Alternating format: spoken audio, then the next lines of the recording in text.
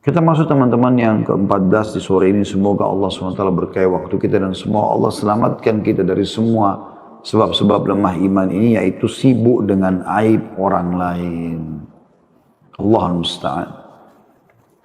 Ini teman-teman sekalian perbuatan yang banyak dianggap remeh oleh orang.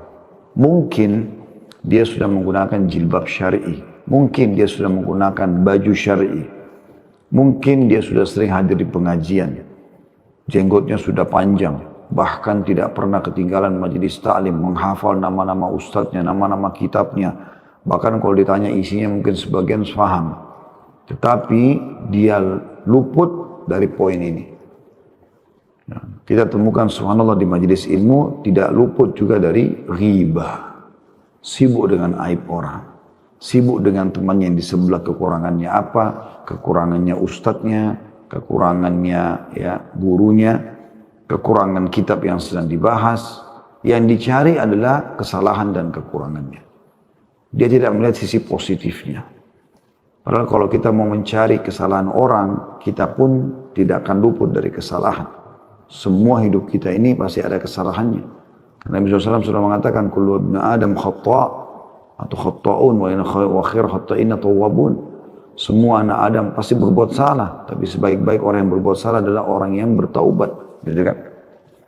Nabi Adam AS buat kesalahan, tapi itu tidak dianggap aib karena beliau mengakui kesalahannya lalu kemudian bertaubat.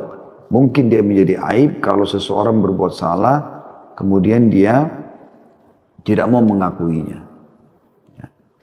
Termasuk ciri penuntut ilmu, orang muslim yang sejati adalah dia tahu dirinya akan terjun pada kesalahan, lalu dia bertaubat dan kembali.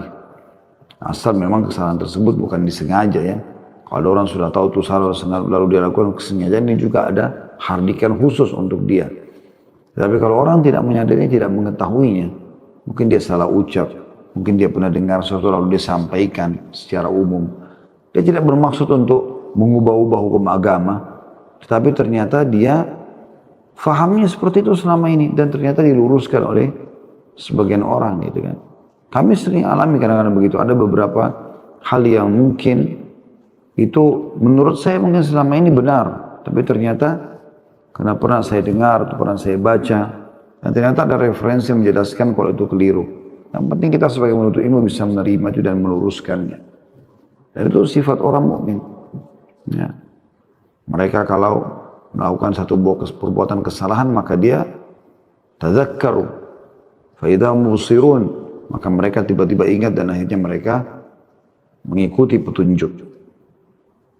Teman-teman sekalian, kalau kita lihat aib pada seseorang, tugas kita menasihatinya empat mata, meluruskan kesalahannya supaya betul-betul dia keluar dari permasalahannya itu. Kalau memang Anda karena Allah Subhanahu wa taala, Anda akan lakukan ini. Dan juga kita tidak sebarluaskan aib itu.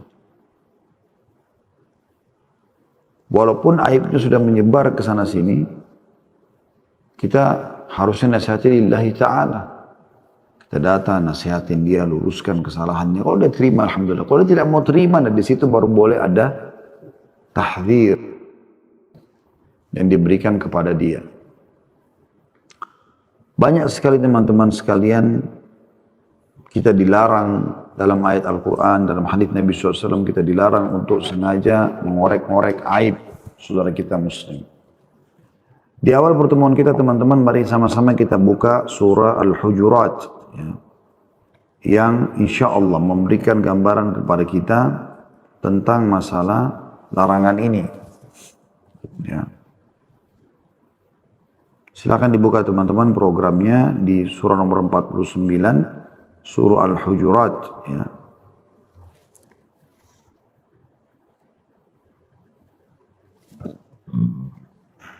Dimulai dari ayat 6. Saya akan bacakan. A'udzu billahi minasyaitonir rajim. Surah nomor 49 Al-Hujurat dimulai dari ayat 6. Ya ayyuhalladzina amanu in ja'akum fasikum binaba'in fatabayyanu an tusibu qauman bijahalah an tusibu qauman bijahalatin fatusbihu ala ma fa'altum nadimin. Hai orang-orang beriman, jika datang kepadamu orang fasik, orang yang belum jelas siapa gurunya, dia belajar dari siapa, hanya karena performannya saja, membawa satu berita, maka periksalah dengan teliti agar kamu tidak menimpakan satu musibah kepada satu kaum tanpa mengetahui keadaannya yang menyebabkan kamu menyesal atas perbuatanmu itu. Maksudnya kau akan menyesal nanti kalau kau dihukum gara-gara perbuatanmu itu. Kemudian ayat 7-nya, wa'lamu anna fikum Rasulullah fi kathirin minal amri la'anittum walakinna Allah habbaba ilaikumul iman wa zayyanahu fi qulubikum wa karrah ilaikumul kufra wal fusuqa wal isyan ulaika humur rasyidun. Dan ketahuilah olehmu bahwa di kalanganmu, di tengah-tengahmu ada Rasulullah sallallahu alaihi wasallam. Walaupun kita tidak hidup sesama dengan beliau sekarang, tapi ada ajaran-ajarannya. Beliau sudah berikan solusi dalam hidupnya menghadapi masalah-masalah seperti apa.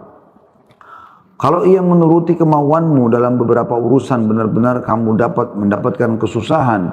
Tapi Allah menjadikan kamu, tanda kutip, cinta kepada keimanan dan menjadikan keimanan itu indah di dalam hatimu. Serta menjadikan kamu benci kepada kekafiran, kefasikan dan kedurhakaan. Mereka itulah orang-orang yang mengikuti jalan yang lurus. Artinya kalau kalian mengikuti Nabi SAW, maka kalian akan mendapatkan petunjuk benar. Fadlan minallahi wa ni'mah, ayat 8-nya, wallahu alimun hakim, sebagai karunia dan nikmat dari Allah, dan Allah maha mengetahui lagi maha bijaksana. Ayat 9-nya, wa in ta'ifatani minal mu'minin iqtatalu fa aslihu bainahuma fa in bagat ihdahuma 'ala al-ukhra faqatilul lati tabghi fa in fa'at fa aslihu bainahuma bil adli wa aqsitu innallaha yuhibbul muqsitin. Dan kalau ada dua golongan dari mereka yang beriman itu berperang, hendaklah kamu damaikan antara keduanya. Kalau dua orang yang ribut, yang kau lakukan adalah damaikan, bukan malah memperkeruh permasalahan atau mendengar hanya sepihak saja. Tapi kalau ada yang satu melanggar perjanjian terhadap yang lain, hendaklah yang melanggar perjanjian itu kamu perangi sampai surut, sampai kembali kepada perintah Allah. Kalau dia surut, damaikanlah antara keduanya menurut keadilan. Dan hendaklah kamu berlaku adil. Sesungguhnya Allah mencintai orang yang berlaku adil. Lalu ayat 10-nya Allah mengatakan, innamal mu'minuna ikhwatun fa aslihu baina akhawaykum wattaqullaha la'allakum turhamun. Orang-orang beriman itu sesungguhnya bersaudara. Sebab itu damaikanlah, atau dalam kurung perbaikilah hubungan antara kedua saudaramu itu, dan takutlah terhadap Allah atau kepada Allah supaya kamu mendapat rahmat. Lalu ayat 11 ini saksi bahasan kita. Ya ayyuhalladzina amanu la yaskhar qaumun min qaumin asa an yakunu khairan minhum wala nisa'un min nisa'in asa an yakunna khairan minhun wala talmizu anfusakum wala tanabazu bil alqab bi'sal ismul fusuq ba'dal iman wa man lam yatub fa ulaika humudz zalimun.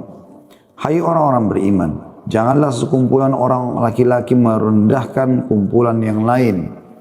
Boleh jadi yang ditertawakan itu lebih baik daripada mereka. Jadi tidak boleh sengaja kita mengolok-olok orang. Dan jangan pula sekelompok perempuan merendahkan kumpulan lain. Boleh jadi yang direndahkan itu lebih baik. Dan janganlah suka mencela dirimu sendiri. Jangan bilang, oh kenapa saya jelek, kenapa saya pesek, kenapa saya hitam. Allah yang menciptakan itu semua. Dan jangan memanggil dengan gelaran yang mengandung ejekan. Ya. Hai pendek, hai gemuk, hai gendut, hai ini dan itu. Itu tidak boleh semua. Ya. Tidak boleh menjatuhkan orang. Seburuk-buruk panggilan adalah panggilan yang buruk sesudah iman. Kalau kalian sudah punya keimanan tidak larang itu. Jadi tidak boleh. Panggil dengan baik, namanya yang baik, santun. Dan barang siapa yang tidak bertaubat, maka mereka adalah orang-orang yang zalim. Ayat 12 juga saksi bahasan kita. Ya ayyuhalladzina amanu ijtanibu katsiran minadh-dhanni inna ba'dadh-dhanni itsm wa la tajassasu wa la yaghtab ba'dukum ba'dha ayuhibbu ahadukum an ya'kula lahma akhihi maytan fakarihtumuh wattaqullaha innallaha tawwabur rahim. Hai orang beriman, jauhilah kebanyakan prasangka atau kecurigaan, prasangka buruk. Karena sebagian itu adalah dosa. Dan jangan mencari-cari keburukan orang, aib orang. Ini saksi bahasan kita. Dan jangan menggunjing satu sama yang lain, menyebut-nyebut dan menyebarkan aib itu. Apakah seseorang di antara kamu suka memakan daging saudaranya yang sudah mati? Maka tentulah kamu merasa jijik kepadanya. Artinya hukumannya kamu akan diberikan seperti bangkai saudaramu yang kau akan makan nanti pada hari kiamat. Dan bertakwalah kepada Allah. Sesungguhnya Allah maha menerima atau penerima taubat dan maha penyayang. Lalu kita tutup dengan ayat 13 ya. Allah mengatakan, Ya ayuhan nasu inna khalaqnakum min dzakarin wa untha wa ja'alnakum syu'uban wa qabaila lita'arafu. Lita'arafu inna akramakum indallahi atqakum innallaha alimun khabir. Hai manusia, sesungguhnya kami menciptakan kamu dari seorang laki-laki dan seorang perempuan dan menjadikan kamu berbangsa-bangsa dan bersuku-suku supaya kamu saling kenal mengenal. Ya. Sesungguhnya orang yang paling mulia di antara kalian di sisi Allah adalah orang yang paling bertakwa. Jadi ini yang jadi saksi bahasan kita ya. Orang yang paling mulia adalah orang yang paling bertakwa. Lalu dikatakan, sesungguhnya Allah maha mengetahui lagi maha mengenal. Jadi kita ada di sini saksi bahasanya teman-teman sekalian, kita dilarang saling mencari di ayat 12-nya, saling mencari aib atau mencari-cari keburukan orang. Ini teman-teman sekalian sesuatu yang luar biasa yang merupakan ya, penegasan dalam agama kita. Tidak bolehnya seseorang sibuk dengan mencari aib orang.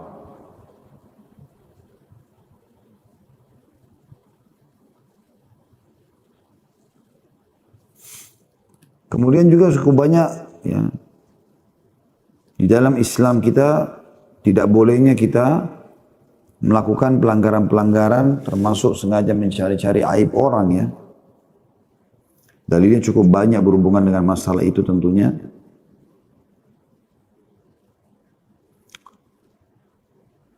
Saya akan coba lihatkan bagaimana hadis Nabi sallallahu alaihi wasallam. Hadis ini hadis sahih. Kata Nabi sallallahu alaihi wasallam, Iyyakum wadh-dhann fa inna adh-dhanna akdzabul hadits wa la tajassasu wa la tahasadu wa la tahassasu ya. Maaf.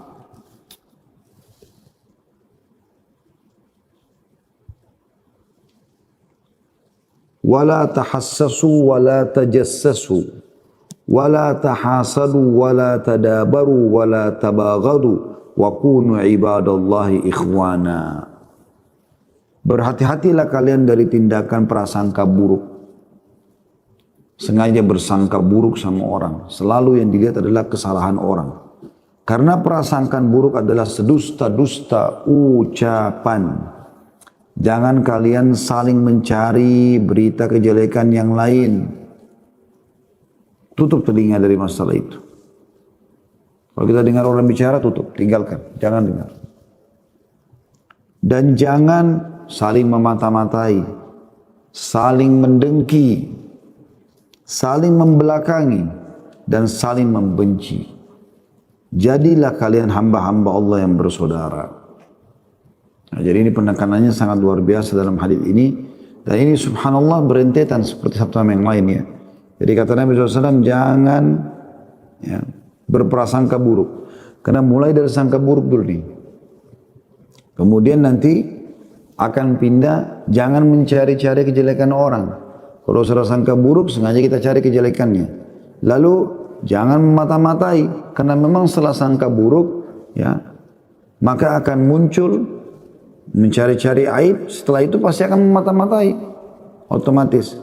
Jangan saling mendengki, otomatis akan muncul dengki. Jangan saling membelakangi dan jangan saling membenci. Ini musuhan. Akan terjadi itu. Ini adalah hadis Nabi SAW yang luar biasa. Ya. Kata Umar radhiyallahu anhu, "Wala tadhunnanna bi kalimatin kharajat min akhik al-mu'min illa khaira wa anta tajid laha fil khairi muhmala." Artinya, janganlah engkau berprasangka terhadap perkataan yang keluar dari saudaramu yang mukmin kecuali dengan prasangka yang baik. Dan hendaklah engkau selalu membawa perkataannya itu kepada prasangka-prasangka yang baik. Jadi jangan langsung buruk dulu. Banyak orang prasangka buruk, orang tidak sadar. Syekh Abu Bakar bin Jabir al-Jazair juga rahimahullah menyebutkan tafsir surah Al-Hujurat ayat 12 tadi sudah kita bacakan. Lalu beliau mengatakan haram mencari kesalahan dan menyelidiki aib-aib kaum muslimin, apalagi sampai menyebarkannya serta menelitinya. Sengaja ngorek-ngorek. Bahkan dalam sebuah hadis yang sahih disebutkan, kata Nabi SAW, siapa yang sengaja mengorek-ngorek aib saudaranya, maka Allah akan juga membongkar aibnya walaupun dari dalam rumahnya.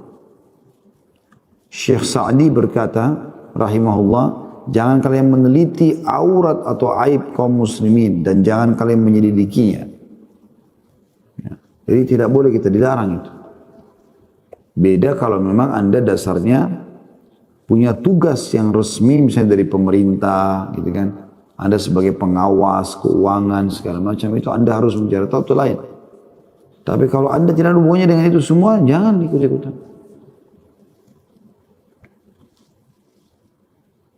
Begitu juga Syekh Utsaimin berkata rahimahullah, tajassus atau memata-matai atau mencari-cari aib orang lain, ya, atau menyelidiki kejelekan orang lain adalah masuk dalam ayat tadi yang dibahas. Tajassus.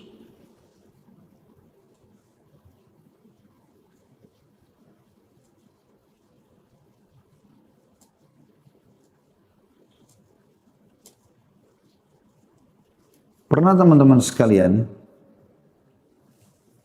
seorang khalifah Utsmaniyah, dia Syekh Muhammad Sultan Muhammad Murad, Sultan Murad. Ya. Sultan Murad ini ayahnya Sultan Muhammad Fatih yang bebasin Konstantinopel itu dari kekufuran. Itu namanya Sultan Muhammad. Ayahnya Sultan Murad. Sultan Murad ini terkenal juga orang yang cenderung kepada kesolehan insya Allah. Ada satu tradisi yang dia sedang lakukan, yaitu dia di malam-malam tertentu dia keluar mengajak sekretarisnya, lalu dia tanggalkan baju kerajaan, lalu dia pakai baju biasa. Kemudian dia jalan di tengah-tengah masyarakat untuk mendengar permasalahan mereka apa. Satu malam dia pernah keluar teman-teman sekalian, kemudian dia temukan ada orang rupanya karena dia pakai baju biasa, orang tidak tahu kalau dia sultan gitu kan. Maka pada saat dia jalan di tengah-tengah masyarakat, ada satu orang pegang botol khamr, kepleset, jatuh, kepalanya terbentur jalanan, mati. Di tangannya ada botol khamr. Begitu jatuh dia lihat, dia berhenti. Uniknya waktu dia berhenti tidak ada satupun orang yang datang merumuni untuk membantu beliau. Sultan Murad. Maka dia sama sekretarisnya heran. Biasanya orang kalau jatuh seperti ini spontan orang pada datang gitu. Lalu dia mengatakan, hai muslimin, ada orang jatuh. Dicek sama beliau, udah meninggal orangnya. Gak ada yang peduli. Ada rupanya satu rumah di situ di depan jenazah ini. Buka pintu, lalu Sultan Murad bilang, ini orang jatuh, bisa dibantu nggak?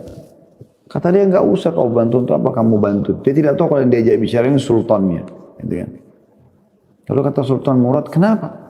Dia bilang orang ini setiap hari mabuk, minum khamr, setiap hari berzina. Lalu untuk apa kita bantu?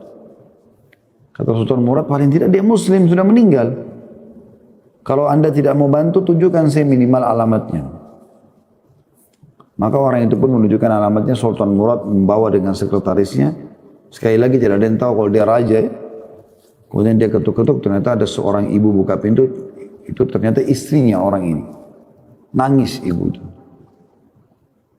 Waktu nangis-nangis, dia diizinkan, Sultan Murad sama sekretarisnya diizinkan untuk membawa jenazah masuk ke dalam. Lalu kata Sultan Murad setelah ibu itu agak tenang, dia mengatakan, ini siapa? Dia bilang, ini suami saya. Lalu kata Sultan Murad, kenapa suamimu ini dituduh oleh orang-orang berzina dan dituduh minum khamr? Dan tadi tidak ada yang mau bantu dia.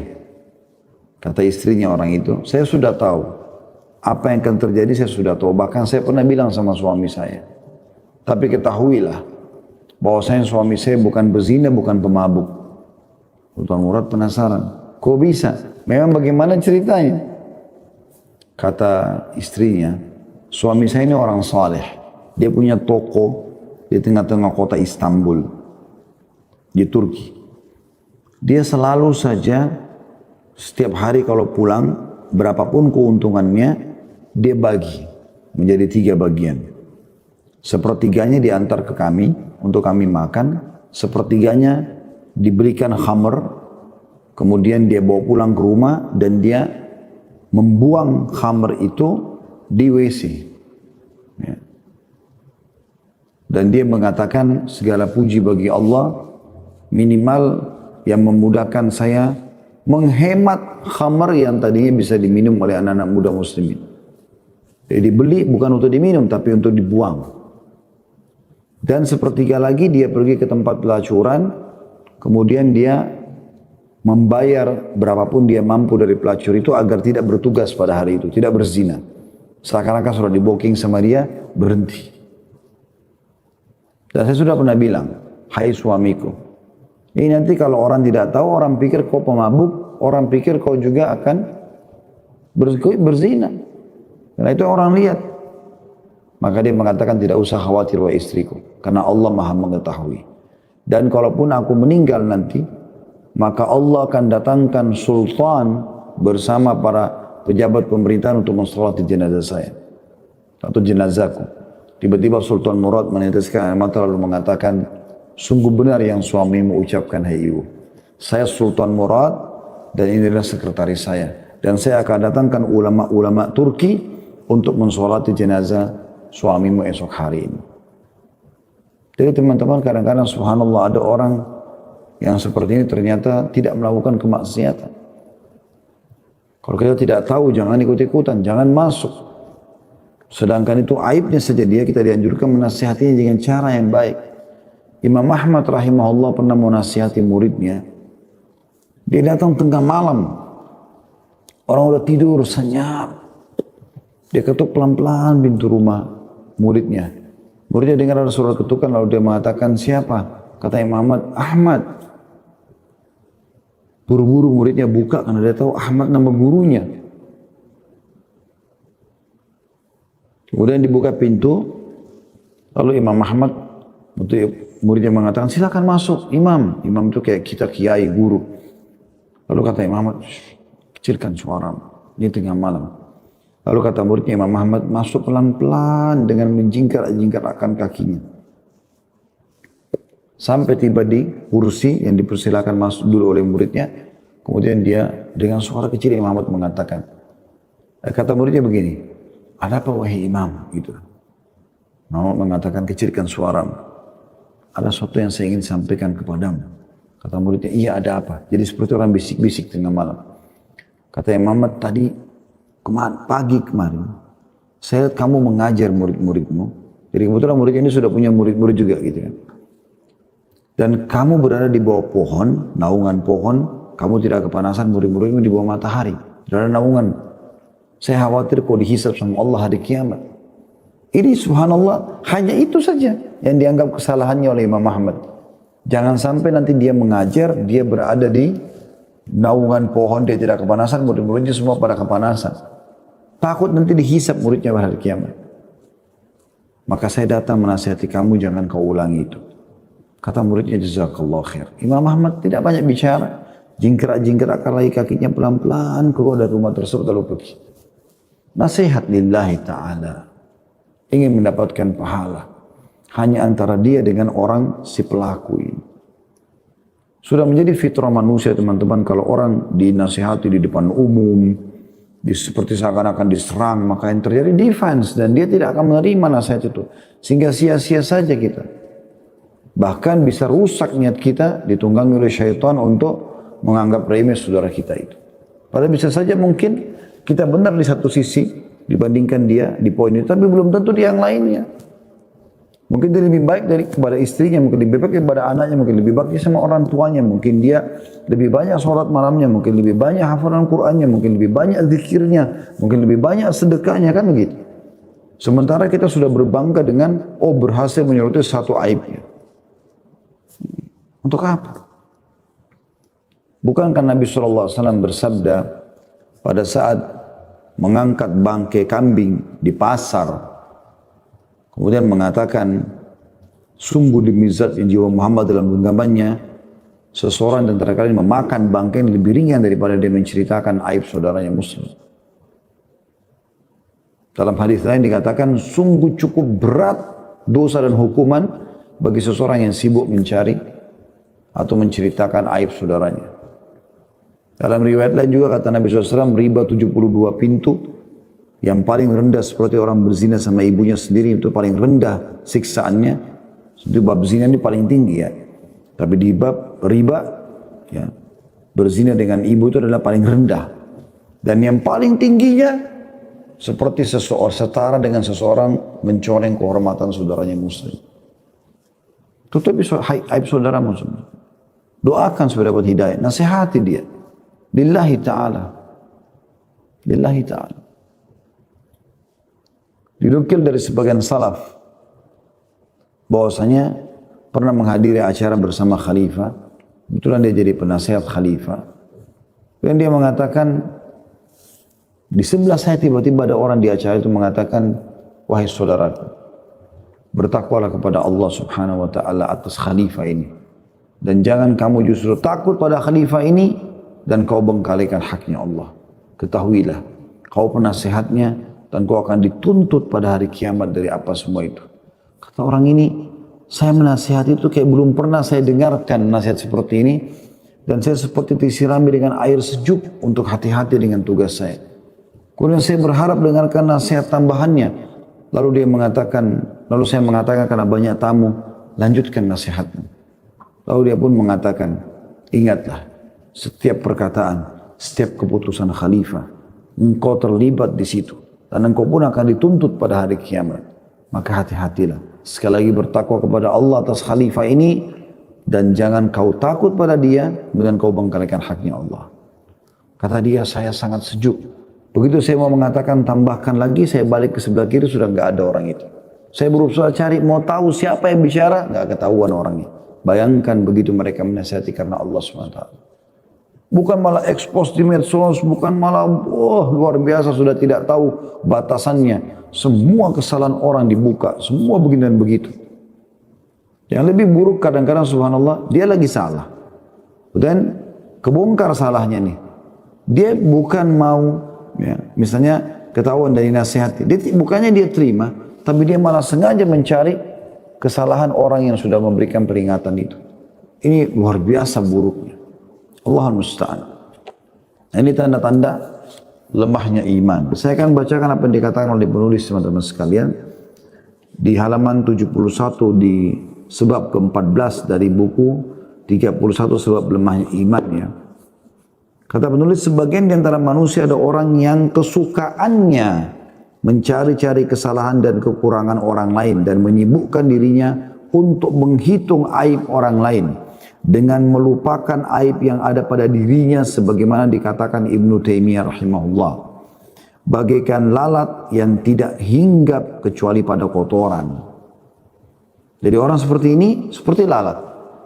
yang hanya hinggap pada kotoran saja. Cuma tahu aibnya orang, kekurangan orang. Dia lupa, orang ini mungkin punya 1 juta kebaikan dibandingkan dia. Mana saya katakan tadi, mungkin lebih sedekahnya, lebih bakti sama orang tuanya, lebih baik sama istri dan anaknya, lebih segala macam. Tapi ini orang tidak tahu kecuali itu masalahnya dan itu aibnya. Terus saja disorotin.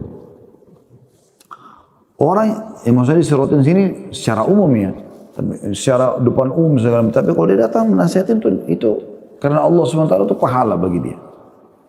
Orang yang sibuk menghitung aib orang lain dengan melupakan aib dirinya sendiri adalah manusia yang paling besar kebodohannya.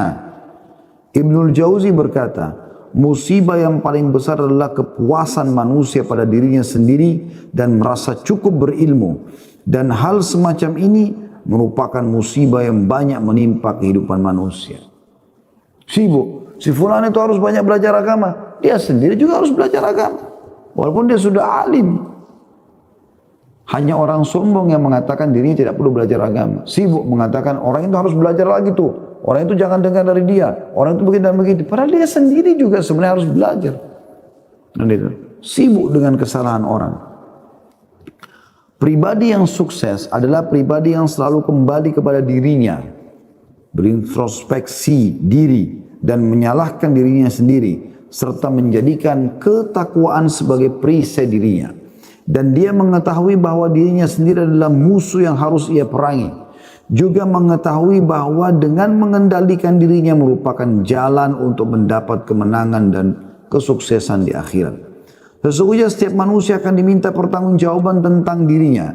Dan setiap manusia diperintahkan untuk mensucikan dirinya. Serta menghindarkan diri dari kehinaan untuk menuju pada derajat-derajat kemuliaan dan kedudukan yang paling mulia. Manusia tidak diperintahkan untuk memata-matai aib dan kelemahan saudara-saudaranya yang seiman, apalagi untuk menyebarluaskannya. Sekali lagi, apalagi untuk menyebarluaskannya. Sebab hal itu merupakan sikap takabur, sombong, menganggap dirinya paling suci dan meremehkan orang lain. Abu Hatim Al-Busti berkata, rendah hati adalah sikap menganggap diri sendiri hina karena ia ingat akan dosa yang telah ia lakukan hingga ia tidak pernah melihat seorang pun melainkan ia merasa bahwa ibadahnya kurang dibandingkan orang tersebut dan merasa lebih banyak dosa daripadanya. Subhanallah, banyak orang begitu. Merasa dirinya benar sendiri padahal dia masa lalunya luar biasa. Berbuat segala macam maksiat masa lalunya. Mungkin orang yang sedang dia sorotin masa mudanya tidak seperti dia. Paling tidak dulu ada masa lalu dia yang harus dia jadikan introspeksi dia. Kalau ada aib, teman-teman sekalian pada diri saudara kita muslim, kita nasihatin, kita tutupin. Dan jangan kita pernah merasa diri kita lebih daripada dia. Sekali lagi mungkin banyak amal-amalnya lebih baik daripada kita. Jangan salah dalam masalah seperti ini. Karena banyak orang seperti itu terjerumus terus dengan bangga karena menemukan, itu ada kesalahannya lagi tuh, itu ada kesalahan lagi, terus sibuk dengan kesalahan itu. La haula wa la quwata illa billah. Sehingga dia jadi gurur, dia jadi sombong, lagi bangga dengan itu. Merasa gembira kalau menemukan aib saudaranya. Gitu kan. Dan sungguh saya sangat merasa heran, kata penulis, melihat seseorang yang tidak mampu bekerja, serta tidak pernah berbuat sesuatu apapun untuk agamanya. Kesukaannya hanyalah mengkritik orang lain serta mencari kekurangan-kekurangan mereka. Setiap kali mereka melakukan sesuatu perbuatan maka engkau akan mendapatkan bahwa orang ini melancarkan kritik-kritik pedas yang sama sekali tidak memiliki dasar kecuali kesombongan. Dan dia tidak pernah hadir di suatu majlis kecuali hanya ingin mengkritik terhadap si fulan dan si anu atau si fulan. Sebagaimana pepatah mengatakan orang yang berbicara tidak mau kalah. Mereka yang suka mengkritik itu pada hakikatnya tidak pernah berbuat mau, maka dari itu amat mudah bagi mereka untuk melontarkan kritikan dikarenakan mereka tidak pernah berbuat. Ketidakmampuannya pada hal itu membuat peluang bagi dirinya untuk bebas berbicara di hadapan kaum muslimin dengan alasan untuk membangun. Tetapi pada hakikatnya alasan yang mereka kemukakan itu adalah jauh dari kenyataan yang sebenarnya. Sikap semacam ini sering ditemukan pada diri mereka yang menyatakan diri berada di dalam barisan tokoh kebangkitan Islam. Lalu iblis memperdayanya hingga tidak ada yang mereka lakukan kecuali mengkritik tanpa bisa berbuat. Jika mereka mendengar kata-kata orang alim atau seorang penuntut ilmu dalam suatu pertemuan, maka mereka berusaha meneliti ucapan itu untuk mencari kesalahan yang terjadi pada pertemuan itu. Jika yang mendengar seorang khatib berceramah dengan menggunakan bahasa Arab namun tidak fasih atau kurang tepat ilmu nahwunya, maka ia sering menyebarluaskan kesalahan ini. Memang benar jika dikatakan bahwa kefasihan bahasa adalah penting. Ini disebutkan di halaman 73 ya. Bukan saya mengarang-arangnya ini. Ini ditulis oleh Husain Muhammad Syamir, diterbitkan oleh Darul Haq buku ini. Saya ulangi paragraf ini, jika ia mendengarkan seorang khatib berceramah dengan menggunakan bahasa Arab namun tidak fasih pun menurut dia atau kurang tepat ilmu nahwunya, maka ia sering menyebarluaskan kesalahan ini. Memang benar jika dikatakan bahwa kefasihan bahasa adalah penting. Akan tetapi kita katakan kepadanya, berkatalah pada dirimu, kamu sendiri tidak bisa berceramah. Lalu apakah kita hanya bisa mengkritiknya saja, sementara itu kita lupakan pengaruh positifnya terhadap masyarakat?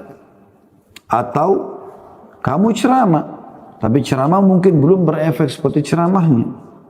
Dan jika ada seorang ulama salah dalam memberitakan fatwa, atau ulama itu mengutarakan suatu hadis dhaif atau lemah, maka celakalah bagi ulama itu, sebab ia akan mendapat serangan gencar para tukang kritik yang menyibukkan diri mereka untuk mencari aib orang lain.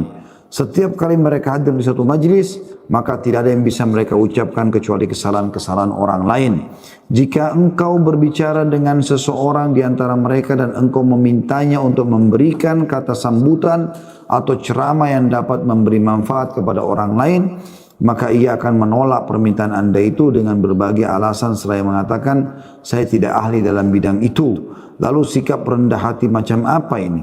Penipu diri sendiri, pura-pura warak atau dekat dengan Allah SWT. Ya. Atau menjaga kesucian hubungan dengan Allah. Ini benar-benar orang yang suka menodai kehormatan orang lain dan tidak pernah memperhatikan diri sendiri. Dan jika disuruh maju untuk berbuat baik, maka berbagai alasan dikemukakannya dengan berpura-pura sebagai orang warak atau merendah diri. Ibnu Asakir berkata, barang siapa yang mengkritik ulama dengan maksud menghina dan atau mencela, maka Allah akan mematikan orang itu sebelum kematiannya dengan menjadikannya hatinya mati. Maka para penuntut ilmu, janganlah engkau sibuk mengurusi aib. Sekali lagi, bahasa ini baik ya, di halaman 75. Maka wahai para penuntut ilmu, janganlah engkau sibuk mengurusi aib dan kesalahan orang lain sementara engkau melupakan aib yang ada pada dirimu sendiri. Tapi hendaklah anda mempersibuk diri dengan kekurangan diri, mendidiknya dan melakukan tazkiyatun nafs atau mensucikan diri. Dan seharusnya anda berpendirian, tanda kutip, bahwa saya akan menyerahkan urusan orang lain kepada Sang Pencipta, Allah Subhanahu wa taala. Maka tidak layak bagiku mencari-cari kesalahan orang lain atau menentangnya, dan tidak ada hak bagiku mengintip perbuatan orang lain di balik tabir. Juga aku tidak akan menajamkan telingaku di balik dinding, sebagaimana aku tidak akan mengikut kanan dan sikut.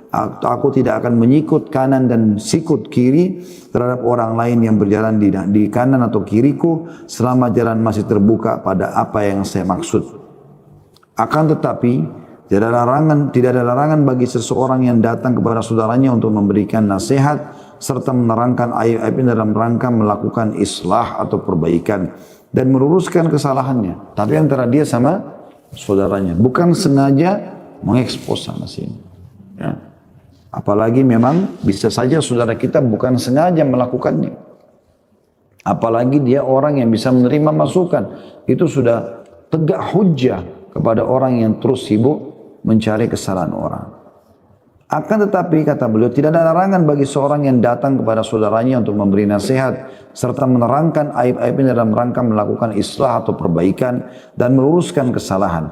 Alangkah nikmatnya suatu persahabatan yang didasari dengan niat ikhlas dan saling menasihati karena Allah dan mencintai saudaranya sebagaimana yang mencintai dirinya sendiri. Seorang mukmin adalah cermin bagi saudaranya dan kritik yang membangun adalah suatu hal yang diperlukan. Jika seseorang melakukan kesalahan, maka saudaranya harus memperingatkannya akan kesalahan itu dengan bijaksana, jujur, dan berani untuk menasihati. Bukan untuk menyakiti atau membuka aib, apalagi untuk mencari-cari kesalahan. Tidak sedikit orang yang selalu berupaya mencari-cari kelemahan dan kesalahan orang lain dan melancarkan kritikan-kritikan pada perkara besar maupun kecil yang selalu menelusuri aib-aib dan kelemahan. Lalu Allah membuka aibnya sendiri di hadapan orang banyak hingga ia sesat atas dasar ilmu dan aib menimpa dirinya sendiri. Hal semacam itu hendaklah dijadikan pelajaran bagi orang-orang yang berfikir. Alangkah indahnya hidup manusia yang selalu berkomunikasi dengan dirinya sendiri. Bukankah engkau telah melakukan perbuatan ini dan itu? Lalu ia menghinakan diri sendiri di hadapan Allah serta memohon kepadanya, Allahumma ati nafsi taqwaha wa zakkiha anta khairu man zakkaha. Ya Allah, berikanlah ketakwaan pada diriku ini dan sucikanlah ia. Karena engkau adalah sebaik-baik pensuci atau pembersih jiwa. Jadi teman-teman, bahasan kita insyaAllah pada kesempatan ini yaitu sebab lemah iman yang ke-14 mencari-cari aib orang lain. Jadi sekali lagi kalau anda menemukan aib itu maka coba luruskan, dan itu pun menasihatinya dengan cara sembunyi karena Allah Subhanahu wa taala, maka itu akan lebih tepat sasaran. Allahu a'lam. Dan insyaAllah kita akan masuk ke sebab lemah iman yang ke-15 pada sore ini, perhatian yang berlebihan pada diri. Jadi di sini teman-teman sekalian yang ingin titik beratkan sama penulis sebenarnya tentang masalah bagaimana ada orang banyak sekali peduli dengan kelebihan fisiknya, dalam arti kata mungkin perawatan, kalau wanita, laki-laki pun sama pria ya. Tetapi dia melupakan perhiasan yang lain yang harus dia berikan kepada jiwanya, kepada ruhnya. Kalau makanan jasad itu, yang sudah kita tahu dari makanan, minuman ya, dari makanan pokok, dari minuman dan segala macam, begitu juga kita hiasi dengan pakaian yang bagus, misalnya penampilan yang rapi, itu bagian dari syariat juga. Tetapi harus diikuti dengan juga makanan dan juga perhiasan, juga pakaian daripada jiwa atau ruh, yaitu ilmu syar'i, iman, amal saleh, ya, dan semua ibadah-ibadah yang mendekatkan diri kepada Allah Subhanahu wa ta'ala. Banyak orang subhanallah mereka selalu sibuk dengan masalah ini. Sebagaimana sudah kita tahu ya, sibuk dengan passion, dan itu tidak ada masalah, tidak dilarang dalam Islam selama bukan pakaian yang haram. Tetapi yang disayangkan adalah mereka sibuk dengan itu sampai akhirnya tidak mengenal lagi mana halal dan mana haram. Ya, terbuka, terlihat aurat, apakah ada tulisan yang dibolehkan atau tidak di situ ya, karena kadang-kadang ada tulisan-tulisan yang memang sangat tidak baik secara makna, tetapi banyak di antara muslimin yang tidak faham. Yang penting ini dengan simbol modern maka mereka melakukannya, dan ini keliru tentunya. Harusnya setiap orang di antara kita sebagai seorang muslim harus berhati-hati. Yang indah, yang bagus, ya, yang indah dan bagus di mata Allah Subhanahu wa taala dan bukan di mata manusia. Pada saat Allah Subhanahu wa taala menyuruh kaum laki-laki memelihara jenggotnya melalui sabda Nabi Muhammad sallallahu alaihi wasallam, cukurlah kumis kalian dan peliharalah jenggot kalian. Berarti setiap muslim laki-laki harusnya menganggap itu adalah sebuah keindahan dan bukan sebaliknya. Karena dan juga mencukur kumis ya, sebuah keindahan mencukur kumis dan juga memelihara jenggot. Bukan sebaliknya, di mana orang yang mengikuti perkembangan zaman modern dan mengatasnamakan kemodernan itu, mereka akhirnya membalik. Mereka memelihara kumis yang tebal, kemudian mereka memotong habis jenggot mereka, dan itu selalu diiklankan di tempat-tempat orang non-muslim yang seharusnya kita sebagai muslim tidak boleh kendor secara keimanan di sini. Ya. Sayangnya kalau ada di antara tokoh-tokoh barat atau tokoh-tokoh non-muslim yang misal artis tertentu atau penyanyi dan seterusnya, mereka tampil dengan jenggot misalnya sebagai model atau style baru diikutin. Tapi kita tidak mengikuti apa yang Nabi SAW perintahkan sebagai seorang muslim. Makanya pernah ada utusan Persia datang kepada Nabi SAW dalam kondisi kumis mereka tebal dan melilit ya, di kiri kanan. Dan mereka memotong habis jenggot mereka. Maka kata Nabi SAW, siapa yang perintahkan kalian seperti ini? Kata mereka, waktu itu 2 orang panglima perang ya. Kata mereka, Tuhan kami Kisra. Jadi mereka menganggap waktu itu raja mereka sebagai Tuhan. Maka kata Nabi SAW, sungguh buruk perintah dia. Sesungguhnya Tuhanku memerintahkan aku untuk memotong kumis dan juga merapikan atau memanjangkan jenggot. Merapikan kumis dan memanjangkan jenggot. Jadi memang kita punya ya, pandangan tersendiri. Jadi jangan cuma menciplak saja. Berapa banyak orang-orang muslim karena melihat model rambut tertentu, walaupun itu aneh, bahkan masuk dalam kaza yang dilarang oleh Nabi SAW. Kaza itu seperti memotong habis sebagian sisi kepala dan membiarkan sebagian yang tersisa atau yang lainnya tersisa. Ini kaza dilarang. Nabi SAW melarang mencukur rambut dengan kaza. Tapi karena ini model seorang artis atau seorang pemain bola atau olahragawan dan dia melihat itu adalah satu hal yang bagus, maka dia mencontohnya tanpa melihat apakah itu akan mengganggu keimanan dia kepada Allah SWT atau tidak. Sementara sekecil apapun kemaksiatan akan bisa mengganggu kualitas dan kuantitas dari keimanan itu sendiri. Ini contoh saja, gitu kan. Dan bagaimana kita selalu mendahulukan misalnya dari contoh yang lain, pakaian misalnya. Allah SWT mengatakan walibasut taqwa dzalika khair, dan pakaian orang yang bertakwa itu lebih baik, maksudnya yang islami gitu kan. Bahkan tidak jarang pakaian seseorang di antara kita itu sangat berpengaruh kepada kualitas dan kuantitas imannya. Contoh misal, pada saat saya menggunakan baju koko seperti ini misalnya, saya menggunakan kopiah, maka saya seperti sedang memperkenalkan ini loh identitas saya sebagai seorang muslim. Saya pakai baju koko yang memang dianggap itu adalah pakaian takwa, bisa dikatakan juga baju takwa ya. Dan kopiah, simbol Islam. Karena kalau ada satu orang non muslim yang lewat, kemudian kita minta menggunakan kopiah dan baju koko, dan ada orang non muslim lain yang lewat, lalu kita tanya, kira-kira orang itu agamanya apa? Maka dia akan mengatakan orang itu muslim. Padahal sebenarnya cuma sekedar melihat pakaiannya saja. Belum mengenal. Padahal orang yang kita suruh pakai tadi itu adalah orang non muslim. Begitu juga dengan muslimah misalnya. Dia menggunakan jilbab misalnya. Itu orang kenal ini muslimah. Dan dia bangga dengan itu. Kalau ada wanita non-muslim atau wanita kafirah, kita suruh atau kita minta menggunakan jilbab tersebut, dan ada wanita kafirah yang lain yang kita minta untuk menilai kira-kira orang itu agamanya apa, maka dia akan mengatakan muslimah karena ada simbol kita. Harusnya ini menjadi indah di mata setiap muslim karena ini perintah agamanya, dan dia berbangga untuk bisa berbagi itu kepada orang lain. Di zaman dulu, di zaman kerajaan khilafah Umayyah, Abbasiyah, Utsmaniyah, setiap muslim bangga dengan penampilannya sebagai muslim. Setiap muslimah bangga dengan penampilannya sebagai muslimah. Sampai-sampai dulu, saking besarnya pengaruh kaum muslimin di zaman khilafah Utsmaniyah Turki dulu, itu kalau ada di antara mereka orang-orang barat, orang non-muslim yang bisa berbahasa Arab, mereka anggap itu orangnya adalah berpendidikan.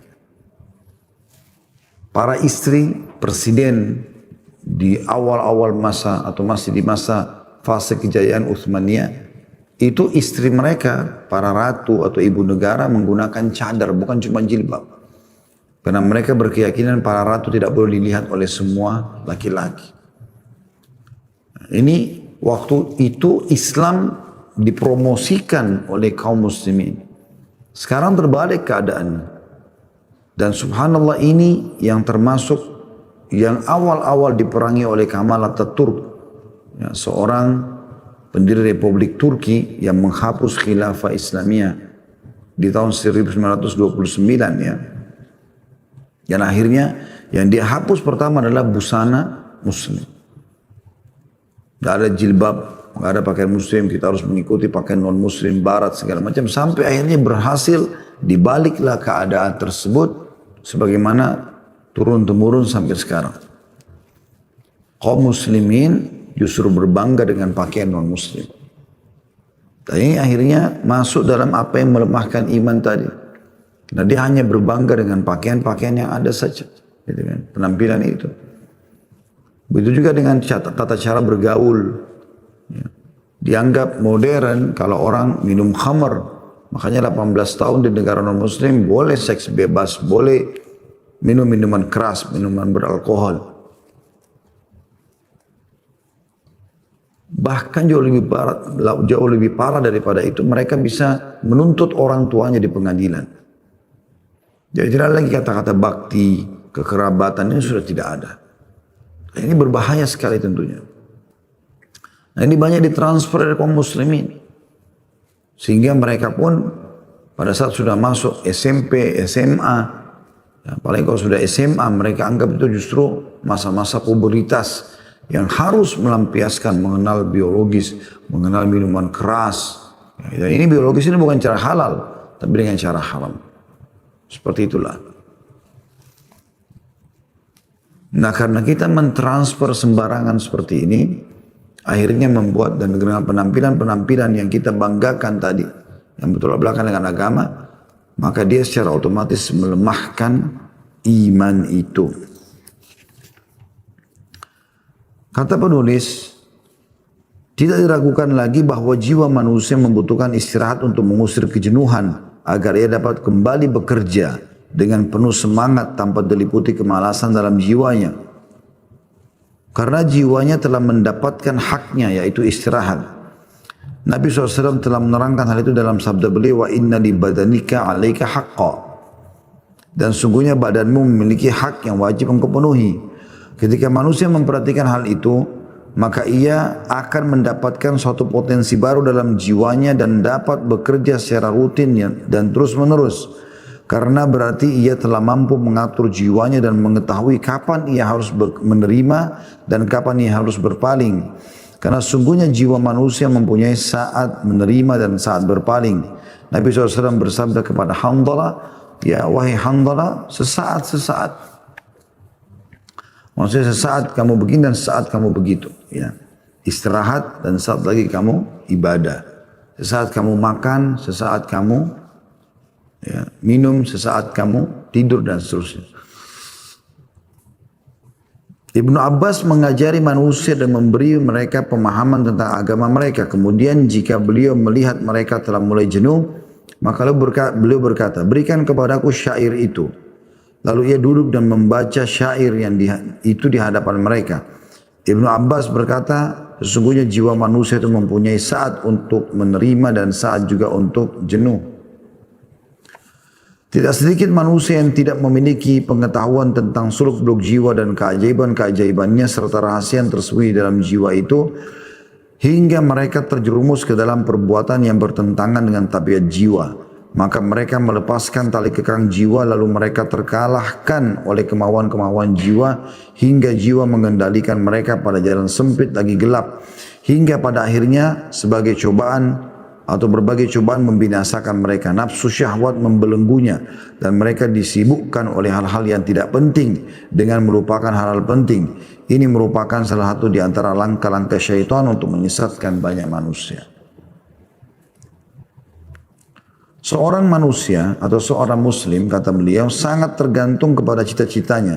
Apabila kemauan dan cita-citanya tinggi, maka nilainya pun tinggi pula. Ia tidak memikirkan dan tidak pula menyibukkan diri kecuali pada hal-hal yang bernilai lagi sesuai dengan cita-cita dan kemauannya. Dan jika cita-citanya rendah maka kemauannya pun rendah. Maka Anda lihat ia sibuk dengan hal-hal yang tidak berarti. Di antara kata beliau, ada orang-orang yang konsisten atau multazim, yang sudah sering kita sebutkan dari awal ya, orang yang komitmen, digiring oleh jiwa mereka kepada kepalsuan-kepalsuan dan memperhatikan hal-hal lahiriah yang hampa hingga mereka tergelincir bersama orang-orang yang tergelincir karena terpengaruh oleh seruan-seruan yang menyesatkan dan mengajak di pagi dan sore hari kepada berbagai macam model-model yang gemerlapan dan dapat membuat manusia terlena. Sering yang kau temukan di sebagian majelis-majelis orang-orang yang multazim atau orang-orang yang mulai istiqamah di jalan Allah, ada yang membicarakan produk-produk terbaru yang baru hadir di pasaran berupa pakaian, mobil dan perlengkapan lainnya hingga pakaian dan kendaraan. Ya. Seakan-akan orang itu diciptakan untuk itu. Ia pergi ke pasar untuk mengikuti model terakhir berupa mobil, kacamata, pena, handphone dan alat komunikasi lainnya setiap bulan dan setiap 2 bulan sekali. Bahkan engkau dapatkan sebagian antara mereka ada yang mengeluarkan jutaan rupiah hanya untuk menyaingi orang lain agar tidak ketinggalan zaman. Memang benar bahwa Islam memerintahkan kepada kita untuk selalu memelihara kebersihan, kesucian, berhias diri, memakai pakaian bagus, sepatu yang bagus, minyak wangi dan bersiwak, akan tetapi semua itu harus pada batas-batas yang telah diatur atau yang telah Allah atur, hingga seseorang muslim tidak dilanda kecintaan pada kemewahan dan sikap berlebihan atau israf. Ya, jadi apa yang beliau mau sampaikan sebenarnya dari paragraf yang panjang tadi itu adalah di awal paragraf tadi beliau menitik beratkan tentang masalah bagaimana manusia itu sebenarnya punya sifat jenuh. Makanya kita dibolehkan dalam Islam untuk memvariasikan kegiatan. Ada saatnya kita tidur, ada saat kita capek sehingga kita bangun dengan semangat yang baru. Ada saatnya kita mengganti baju baru, ada saatnya kita memakai sepatu baru, ada saatnya kita mengganti menu-menu makanan, mengganti suasana. Dan Allah pun membuat misalnya ada musim-musim kan, ada musim hujan, ada musim semi, ada musim dingin, ada musim salju dan seterusnya. Allah juga membuat kita bertemu dengan beragam macam manusia dengan karakternya. Itu semua akhirnya membuat hidup ini di dunia ini punya makna dan warna, gitu kan. Tetapi teman-teman sekalian, kita tidak boleh di sini terjerumus sampai membuat akhirnya kita meninggalkan agama hanya karena mengatakan oh saya sudah jenuh. Misal contoh, sehingga tadi saya bilang di awal, semua perkembangan yang datang dari barat dapat disortir langsung saja diterima. Anda baikkan sampai pada tingkat tidak sedikit anak muda muslim yang bertato, merusak jasad mereka, padahal itu amanah dari Allah Subhanahu wa taala. Tidak sedikit di antara mereka yang menggunakan anting-anting tapi laki-laki, hanya dengan alasannya dalam modern, padahal sebenarnya itu simbol bagi orang-orang homo, gitu kan. Tapi mereka jadikan sebagai sebuah kebanggaan. Kalau seseorang membeli baju baru, mobil baru, rumahnya dibangun baru, direnovasi, dan itu sesuai dengan kebutuhan, maka bagian daripada syariat. Tapi kalau sudah sampai mengalahkan kebutuhan, pindah kepada keinginan, jadi dia tidak bisa menerima atau tidak merasa puas dan cukup dengan apa yang sudah Allah berikan. Dalam arti kata, baru beli mobil seminggu, udahlah keluar warna lain, hanya karena warna dia harus ganti mobil yang lain. Atau mungkin dia pilih beli merek yang sama tapi warnanya berbeda. Padahal tidak ada kebutuhan di situ. Ini cuma murni keinginan. Baru saja kemarin dia menggunakan sepatu baru dan cukup mahal harganya dibeli. Kemudian dia mengatakan itu kan baru warna putih. Saya juga butuh warna yang merah, warna yang biru, warna yang hitam. Sehingga dia membeli semua warna yang ada. Gitu. Sementara mungkin kebutuhan yang ada cuma satu warna. Mungkin hitam saja karena standar misalnya. Yang lainnya ini hanya sesuai dengan waktu dan keadaan saja. Misalnya kalau warna bajunya itu biru misalnya. Maka mungkin dia pakai setahun sekali. Sepatunya pun cuma dipakai setahun sekali. Nah kadang-kadang ada orang sampai seperti itu. Dan ini Kalau berlebihan seperti nanti dikhawatirkan malah bisa melemahkan keimanannya. Karena dia akan sibuk dengan urusan itu saja. Dan kalau sampai kehilangan dari dia, sesuatu itu, ya, maka dia seperti kehilangan dunia dan seluruh isinya.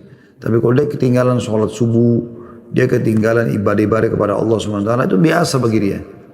Orang miskin yang tidak sempat dia sedekah itu biasa, bukan sesuatu beban yang mengganggu dia.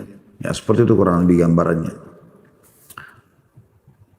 Kata beliau, saya kembali ke tadi, Allah membolehkan semua itu, pakaian, mobil, rumah, segala macam, tapi ada batasan-batasan yang telah Allah atur.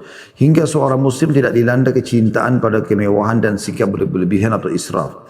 Sungguh merupakan suatu keanehan jika engkau mendengar bahwa sebagian di antara mereka terkadang bersusah payah meminjam uang untuk ikut bersaing dan menyaingi orang lain dalam hal-hal model baru agar tampil dengan berpenampilan terkini.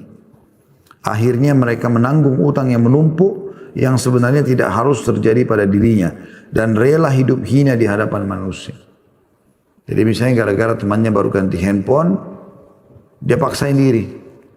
Berapa handphone itu kau beli? 15 juta. Ya udah, saya juga harus beli. Padahal dia nggak ada kemampuan, gajinya pun mungkin cuma 2 juta.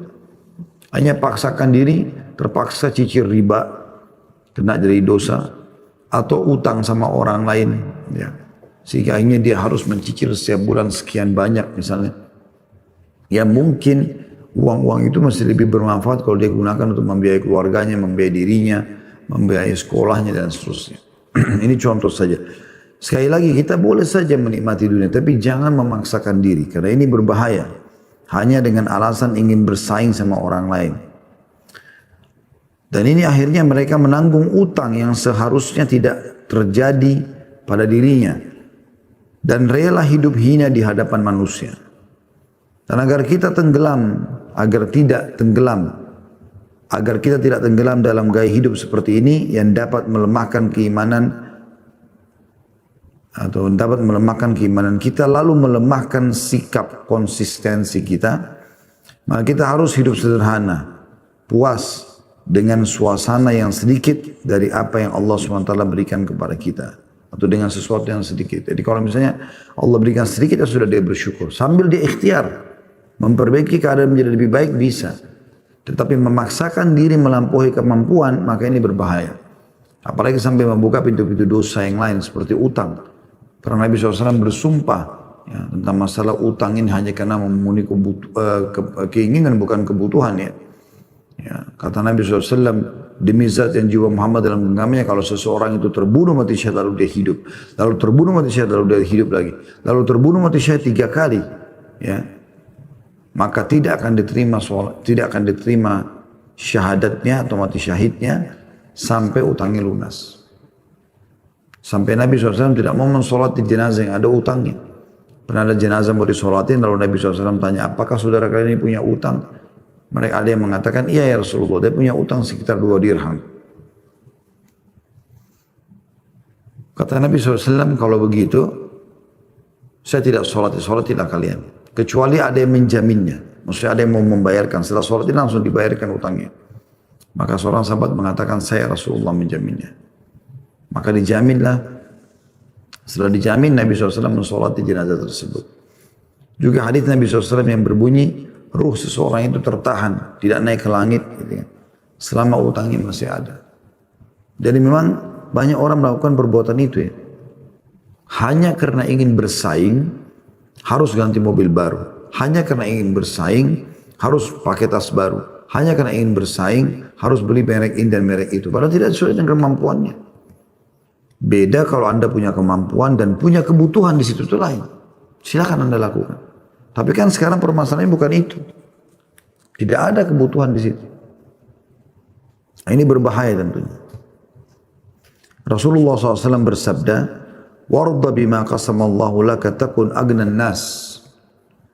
Puaslah atau puaskan dirimu dengan apa yang telah Allah berikan kepadamu, maka engkau akan menjadi manusia yang paling kaya.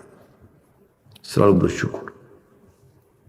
Bahaya nih kalau selalu lihat tetangga baru ganti mobil harus ganti, cat rumah harus cat rumah, selalu patokannya orang lain. Ada orang begini subhanallah, semoga Allah berikan hidayah. jiwanya selalu terganggu dengan kenapa ada orang lain ya menggunakan fasilitas lebih baik daripada dia. Kita mau meningkatkan kualitas kita, silakan selama kita mampu. Tapi kalau maksakan diri ini nggak boleh. Maka janganlah engkau sibukkan dirimu dengan segala sesuatu yang baru, melainkan hendaknya engkau melakukan berbagai macam persiapan untuk menyambut hari kiamat, di mana pada hari itu manusia terbagi menjadi dua, yaitu golongan yang menderita dan golongan yang berbahagia. Dan hendaknya engkau selalu melihat kepada orang yang lebih rendah darimu dalam hal harta, dan jangan engkau melihat pada orang yang lebih tinggi darimu. Karena hal itu dapat membuatmu menghina karunia dan nikmat Allah yang telah diberikannya kepadamu. Selagi engkau memiliki kesehatan tubuh serta memiliki makanan cukup untuk keperluan hari ini, maka perhatikanlah agamamu dan peliharalah imanmu. Sesungguhnya demikian itu adalah hal lebih baik bagimu daripada dunia dan beserta seluruh isinya. Maka teman-teman sekalian, kita tahu dalam Islam ya, kita bersyukur dan mendapatkan nikmat yang bisa kita nikmati pada hari itu. Sebagaimana sabda Nabi SAW, siapa yang bangun pagi hari aman di tempat tinggalnya, di negaranya, di kotanya, di rumahnya, jasadnya baik, tidak ada penyakit, dan juga dia punya makanan yang bisa dikonsumsi hari itu, maka seakan-akan kata Nabi SAW, dunia telah terbuka untuknya dari seluruh penjurunya. Jadi seseorang berusaha mengimbangi antara hidup sesuai dengan kebutuhan, tapi kita boleh berkualitas. Misalnya teman-teman pas mau makan makanan, boleh kita pada saat mau makan makanan kita pilih makanan yang terbaik. Boleh, dianjurkan dalam Islam. Berkualitas gitu kan. Tapi sesuai dengan kemampuan. Jangan sampai teman-teman sekalian kita ya, belanja sesuatu yang akhirnya melampaui batas. Saya pernah lihat cuplikan di YouTube ya, tentang buah-buahan termahal di dunia. Jadi ada jenis mangga itu di Jepang itu sampai ratusan juta. Nah ini terlalu berlebihan. Bagi seorang muslim dia tahu ratusan juta mungkin dia bisa membeli mangga, bahkan mungkin perkebunan mangga ya. Walaupun cuma beberapa pohon dia bisa beli untuk dia bisa bagikan hasilnya kepada orang tua. Dia bisa beli buah-buahnya sekian banyak itu. Ya, 100 juta mangga mungkin sudah hitungan ton. Ya. Kita bisa nikmati bersama-sama dengan orang bersedekah. Tapi itu tidak ada. Pemikiran ini bagi orang-orang yang tidak memikirkan masalah akhirat tentunya. Allahu a'lam. Nah, di sini teman-teman kita simpulkan di sebab yang ke-15, yaitu kita boleh nikmati dunia tapi sesuai dengan kebutuhan dan bukan keinginan. Kita dianjurkan dalam Islam berpenampilan yang baik, bajunya, celananya, sepatunya, kendaraannya, mobilnya, segala macam silahkan. Bahkan Islam menyuruh kita indah, bersih. Karena kata Nabi SAW, Inna Allah jamil yuhibbul jamal. Allah indah, suka dengan keindahan. Ya, Inna Allah tayyibun la iqbalu illa tayyiba. Allah suci, tidak terima kecuali yang suci. Kita anjurkan. Tetapi kita tidak berlebih-lebihan. Tidak berlebih-lebihan. Hanya sampai memaksakan diri melampaui daripada kemampuannya. Seperti itulah. Kita akan masuk teman-teman sekalian ke sebab yang ke-16. Ya. Yaitu tidak suka bermusyawarah. Tidak suka bermusyawarah. Di sini teman-teman sekalian, bermusyawarah merupakan prinsip agung dan merupakan sarana untuk menyatukan hati. Di samping sebagai pintu gerbang menuju kesuksesan, Allah telah memberikan pujian kepada kaum mukminin. Dalam firman-Nya surah Asy-Syura ayat 38, A'udzubillahi minasyaitonirrajim, wa amruhum syura bainahum. Dan urusan mereka diputuskan dengan bermusyawarah di antara mereka. Al-Qurtubi berkata, mereka saling bermusyawarah dalam segala urusan. Orang-orang Ansar atau penduduk asli Madinah sebelum kedatangan Nabi SAW kepada mereka, jika mereka hendak melakukan satu urusan mereka, maka mereka memusyawarahkan urusan itu lalu mereka melaksanakannya. Maka dari itu Allah SWT memuji mereka dengan firman-Nya. Jadi maksudnya ini wa amrum syura bainahum. Maksudnya urusan mereka selalu diputuskan dengan bermusyawarah di antara mereka. Surah Asy-Syu'ara ayat 38. Al-Hasan Basri berkata rahimahullah, seorang ulama tabi'in, makanya maksudnya adalah karena mereka patuh pada keputusan bersama di dalam urusan-urusan mereka, maka mereka bersepakat dan tidak berselisih. Maka karena kebersatuan itulah mereka dipuji. Orang yang berakal, cerdas dan memiliki cita-cita tinggi dan analisa yang tajam tidak akan bersikeras atau bersikap keras kepala untuk mempertahankan pendapatnya di mana sikap itu membuat dirinya tidak mau bermusyawarah. Bahkan sebaliknya ia berusaha untuk selalu mengajak musyawarah pada orang-orang yang memiliki pemikiran sehat dan banyak pengalaman dari orang-orang yang mempunyai kredibilitas, ilmu, amal dan suka memberikan nasihat. Maka dengan bermusyawarah berarti semakin tajam dan semakin matang pemikiran seseorang, bertambah luas wawasannya dan hubungan di antara mereka semakin erat. Jadi maksudnya di antara hal yang melemahkan iman adalah tidak mau orang melibatkan orang lain dalam bermusyawarah. Dia merasa dia single fighter, semuanya ya dia bahas sendiri. Semuanya dia kerjakan sendiri. Nah, kita dalam Islam boleh, kita ini makhluk sosial, berinteraksi. Ya. Dan termasuk bagian interaksi kita secara sosial adalah bermusyawarah. Dengan orang-orang yang berakal, orang-orang yang dewasa. Nabi SAW, saya sudah Nabi, terima wahyu. Tapi Allah SWT masih mengatakan dalam Al-Quran, وَشَاوِرْهُمْ فِي الْأَمْرِ. Dan bermusyawarah kau hai Muhammad dengan orang-orang itu, maksudnya dengan para sahabatmu. Umar bin Khattab radhiyallahu anhu berkata, pria itu ada 3 macam. Yang pertama, pria yang diberikan kepadanya suatu urusan, lalu urusan itu ia luruskan dengan pendapatnya sendiri. Yang kedua, pria yang memusyawarahkan perkara yang tidak jelas baginya, lalu ia memutuskan urusan itu sesuai dengan anjuran dan saran ahli ilmu. Dan yang ketiga, pria bingung lalu merusak pemikirannya, yaitu orang-orang yang tidak bermusyawarah dan tidak patuh kepada orang-orang yang memberinya nasihat. Jadi ini perkataan Umar bin Khattab sangat bagus ya untuk dipahami dan direnungi tentunya teman-teman sekalian. Bagaimana pria itu ada yang bermusyawarah, ada yang tidak mau bermusyawarah, cuma dia pendapatnya sendiri saja. Ada yang mau bermusyawarah. Dan yang terbaik adalah yang mau bermusyawarah sehingga dia bisa mengambil pengalaman dan ilmu dari orang-orang. Musyawarah tidak akan mendatangkan kecuali kebaikan. Tapi tidak bermusyawarah justru melemahkan iman. Nah, hanya muncul sifat sombong, merasa diri mampu, ya, mengalahkan orang lain dan seterusnya. Bashar bin Burd berkata, jika satu persoalan mengharuskan bermusyawarah, maka mintalah bantuan pada pemikiran orang arif atau orang yang dewasa, dan atau minta nasihat kepada orang yang setia. Dan jangan sekali-kali engkau jadikan musyawarah sebagai kebencian, karena sungguhnya bulu sayap bagian bawah adalah kekuasaan bagi bulu sayap yang bagian atas. Terkadang manusia lemah dan berfikir atau dalam berfikir dan dalam mencapai tujuannya, akan tetapi ia akan menjadi mudah baginya ketika ia memadukan pemikirannya dengan pemikiran orang lain, hingga menjadi jelas baginya jalan yang lurus ia tempuh dan ia mencapai tujuan dengan mudah dan ringan, sebagaimana disebutkan bahwa musyawarah itu adalah hakikat petunjuk. Di Pancasila juga kan ada tuh bermusyawarah.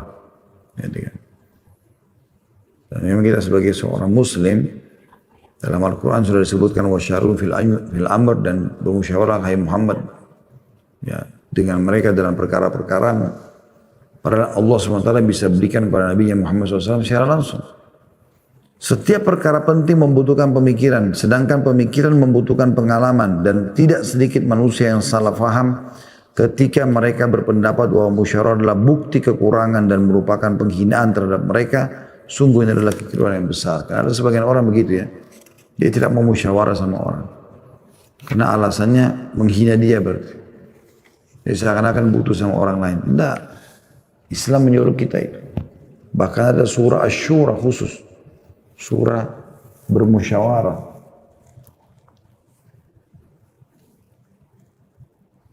Allah telah memberikan kepada kita contoh yang amat jelas dan nyata pada manusia yang paling sempurna pemikirannya dan paling suci jiwanya, itu Rasulullah SAW, di mana Allah telah memerintahkan beliau untuk memusyawarah atau bermusyawarah dalam surah Al-Imran ayat 159, A'udzu billahi minasyaitonir rajim wasyawirhum fil amr, dan bermusyawarah dengan mereka dalam urusan ini.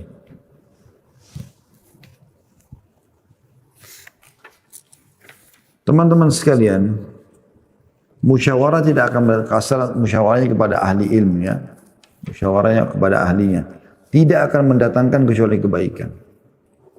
Kita mau menikah, mau mulai pekerjaan, mau apa saja beraktivitas, alangkah baiknya kalau kita selalu bermusyawarah. Dan musyawarah pada ahlinya. Ingat teman-teman, musyawarah ini akan menjadi sebuah senjata yang tajam atau lampu yang terang untuk memberikan jalan keluar dalam hidup kita. Kecuali kalau Anda salah dalam bermusyawarah, yaitu bermusyawarah bukan pada ahlinya. Contoh kasus, dia ribut dalam rumah tangganya. Lalu dia bermusyawarah dengan adiknya atau kakaknya yang belum berumah tangga. Apa yang terjadi? Mereka nggak akan paham. Kalau mereka hidupnya merasa lebih tenang tanpa suami, dia akan mengatakan, sudahlah, cerai saja misalnya. Kan begitu. Ini musyawarah bukan pada ahlinya. Jadi kalau Anda sudah sudah maju selangkah, misalnya Anda menikah, jangan musyawarah dengan orang yang belum menikah. Dalam rumah tangga seharusnya dia belum tahu lakukannya. Tapi kalau dia misalnya ahli perang, kemudian Anda walaupun sudah menikah lebih tua dari dia, tapi ternyata dia ahli perang dan Anda tidak semahir dia, Anda mau belajar, nggak ada masalah. Insya Allah tidak ada masalah. Allahu a'lam. Kita akan membahas sebab ke-17, yaitu menyanyiakan waktu. Banyak di antara orang menganggap waktu itu tidak penting bagi dia. Terbukti dia selalu mengatakan, ya saya lagi santai nih, lagi nggak ada kegiatan nih, sibuk telepon teman yang ini, sibuk telepon teman yang itu, sibuk mengikuti perkembangan politik padahal dia bukan seorang politikus, sibuk mengikuti perkembangan ini dan itu padahal sebenarnya dia tidak ada hubungannya sama sekali, gitu kan. Makanya semua teman-teman bisa saja masuk dalam hal-hal menyanyiakan waktu. Coba fokus waktu Anda itu kepada hal yang bermanfaat secara atau sesuai dengan pandangan agama, dan ya, yang tidak kalah pentingnya adalah bagaimana Anda fokus kepada yang memang sesuai dengan bidang Anda. Sehingga waktu Anda tuh mayoritasnya terisi dengan hal-hal yang bermanfaat. Kalau ada sesuatu yang Anda baru mau pelajari, sisihkan waktu sedikit saja di situ. Begitu juga kita harus prioritaskan mana yang wajib, kemudian baru pindah yang ke sunnah. Dan kalau ada waktu atau kita meluangkan sedikit dengan hal yang mubah boleh, sedikit. Tapi bukan mayoritas waktu masuk ke dalam hal yang mubah. Seperti makan, minum, segala macam. Itu boleh, tapi jangan sampai skala prioritas di sana. Ada orang subhanallah pergi jauh-jauh sampai ke luar kota, ke luar negeri hanya untuk mengejar kuliner tertentu. Untuk apa ini sampai seperti itu? Kalau Anda kebetulan pergi ke sana, lalu Anda mendapatkan kuliner yang enak di sana, oke. Tapi kalau buang waktu sampai ke sana, berapa banyak uang yang dikeluarkan, berapa banyak waktu yang dihabiskan. Lebih baik Anda lakukan umrah, lebih baik Anda lakukan perjalanan ibadah, atau Anda misalnya daripada kuliner, Anda misal datang ke tempat-tempat sejarah Islam, sambil selingannya kuliner, iya, mungkin itu masih bisa gitu kan. Jadi yang terpenting didahulukan daripada yang mubah gitu loh. Tapi ada orang membuang waktu hal yang kadang-kadang tidak perlu gitu. Saya pernah berjalan dengan beberapa teman-teman ke luar negeri waktu itu, ada program perjalanan luar negeri ya, plus umrah. Tiba di satu tempat, lalu pada bubar gitu, pada pergi. Ternyata hanya untuk mencari baju kaos saja. Sudah hampir sampai tengah malam balik, ternyata hanya beli baju kaos yang ada dijual di situ. Maksud saya, kita masih bisa kok beli. Dan itu ternyata punya cabang hampir di seluruh dunia. Bisa kita beli. tapi hanya untuk dikatakan, oh pernah beli baju kaos ini di negara ini. Jadi kalau hanya khusus untuk itu, bayar tiket pesawat begitu banyak, sayang kan. Kalau ada hubungannya dengan masalah sejarah Islam, baru kemudian kita di selingan waktu hal yang mubah kita sisipkan, tapi bukan menjadi skala prioritas. Mudah-mudahan bisa ditangkap pesannya tentunya. Nah teman-teman sekalian, banyak sekali orang yang membuang-buang waktu yang padahal yang tidak bermanfaat. Nongkrong, omong kosong gitu kan. Itu baru sia-sia. Sayang sekali. Sampai seorang salaf pernah melihat ada sebagian anak-anak muda lagi nongkrong, duduk-duduk di pinggir jalan, baring-baring, ngobrol omong kosong, ketawa-ketawa terbahak. Bukan tidak boleh. Tapi beliau mengatakan, andai saja waktu itu bisa diperjualbelikan, maka saya akan beli waktunya mereka itu. Sayang mereka buang-buang seperti itu. Ya. Kalau misalnya umur kita dikasih sama Allah SWT 90 tahun, 100 tahun misalnya. Lalu kita bisa punya orang yang dibuang-buang saja, yang dia cuma pakai tidur yang berlebihan,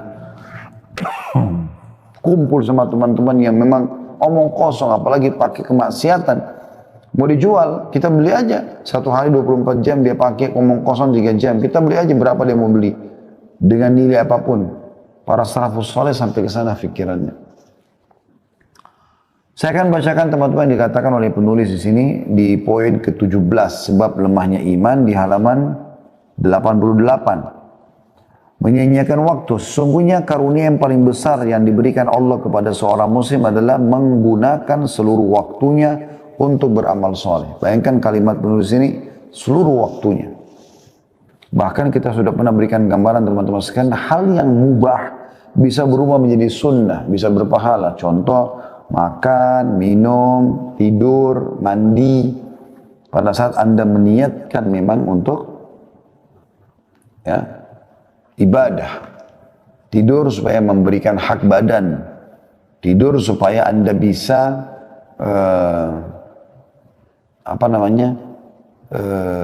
lebih kuat beribadah. Jadi selain memberikan hak badan juga memperkuat diri untuk ibadah. Anda makan, minum karena ini memberikan hak badan yang memang Allah SWT berikan sinyal lapar, sinyal haus. Jadi bukan cuma sekedar hilangkan lapar dan haus, tapi memang memberikan hak badan. Jadi dari mubah menjadi sunnah gitu kan. Begitu juga dengan tidur misalnya, begitu juga dengan mandi misalnya. Bukan hanya sekedar mandi, tapi mandi agar bisa lebih segar dalam beribadah, lebih merawat tubuh yang Allah amanahkan. Jadi berubah dari mubah menjadi sunnah. Maka dari itu Rasulullah SAW bersabda, "Igtanim khamsan qabla khamsin, syababaka qabla haramik, wa sihhataka qabla saqamik, wa ginaka qabla fakrik, wa faragaka qabla syuglik, wa hayataka qabla mautik." Pergunakanlah 5 hal sebelum datangnya 5 hal. Masa mudamu sebelum masa tuamu. Kalau kita sudah tua, peluang untuk melakukan seperti pada saat masih muda itu susah. Energi sudah berbeda. Mata, penglihatan juga sudah lebih kurang. Pendengaran sudah kurang. Dan seterusnya. Beda antara anak muda sama orang tua. Maksimalkan masa mudamu. Dan masa muda harus dihabiskan di atas ketaatan kepada Allah Subhanahu wa taala. Enggak boleh pada kemaksiatan. Kata Nabi SAW, "Inna Allah yu'jibu min syabin laisa lahu sabwah." Allah sangat kagum dengan anak muda yang tidak menghabiskan waktunya pada kemaksiatan. Yang saya herankan kadang-kadang kalau ada anak ganteng, anak yang tampan, yang gagah, dan ada anak perempuan yang cantik ya. Heran kalau tidak menjadi ahli maksiat. Jadi kalau hadir di majelis ilmu, aneh. Jadi majelis ilmu harus orang-orang yang jelek-jelek saja. Ini aneh betul ini. Ya. Harusnya memang masa muda dipakai dalam ketaatan. Kita lihat para sahabat Abdullah bin Umar, Abdullah bin Abbas, Abdullah bin Mas'ud, Abdullah bin Amr bin As, Anas bin Malik, Usama bin Zaid. Ya. Ini sahabat-sahabat yang masih anak-anak mereka. Di masa Nabi SAW, tapi mereka diarahkan oleh orang tuanya dan lingkungan membentuk mereka menjadi orang-orang yang saleh. Sehingga pada saat Nabi SAW meninggal, umur mereka masih belasan tahun. Mereka setelah itu sudah bisa menjadi ulama, bahkan Usama bin Zaid menjadi panglima perang. Di dalam pasukannya ada Abu Bakar, ada Umar, ada Uthman, ada Ali, sahabat-sahabat Nabi yang mulia, yang terkenal sahabat senior. Tapi Nabi SAW tunjuk dia. Sebagian orang sempat berbicara, apakah anak kecil ini bisa pimpin peperangan? Di tengah-tengah pasukan ada si fulan dan si fulan. Kata Nabi SAW, sungguhnya mereka telah meragukannya sebagaimana mereka meragukan ayahnya. Tapi ketahuilah dia orang yang ahli di bidangnya. 17 tahun umur Usama bin Zaid pada saat itu. Gitu kan? Makanya Iyas Al-Muzani, seorang tabi'in yang masyhur dengan kecerdasannya. Subhanallah, saking cerdas dari kecil belajar agama terus sampai argumennya kuat sekali. Satu waktu pernah khalifah datang ke wilayahnya mereka di Irak. Kemudian dia pun termasuk datang jalan mau menemui khalifah. Umurnya masih 17 tahun waktu itu. Di kiri kanannya ada dua ulamanya Irak. Sebelah kanan dua, sebelah kiri dua. Maka khalifah mengatakan, aku belum pernah lihat pemandangan seburuk hari ini. Bagaimana bisa anak muda itu didampingi dengan 4 orang syekh, 4 orang yang sudah tua dan berilmu di kiri kanannya. Seakan-akan ini pemimpinnya gitu. Maka khalifah bertanya, hai anak muda, bertanya kepada Iyas Al-Muzani rahimahullah, berapa umurmu? Maka dia menjawab dengan ilmu. Dia mengatakan, umurku wahai Amir Mu'minin sama dengan umurnya Usama bin Zaid. Ya, Usama bin Zaid sahabat Nabi tadi yang jadi panglima perang di zaman akhir hidup Nabi SAW, umurnya 17 tahun. Pada saat dia memimpin pasukan ditunjuk oleh Rasulullah SAW, dan di dalam pasukan ada Abu Bakar, ada Umar, ada Uthman, ada Ali. Maka akhirnya khalifah sadar ternyata anak ini bukan anak sembarangan. Emang anak muda, masa muda itu dipakai dalam kebaikan, ketaatan. Kalau kita pernah lost teman-teman sekalian di masa muda kita habis dalam kemaksiatan atau hal yang tidak berguna, jangan wariskan keburukan itu kepada anak-anak.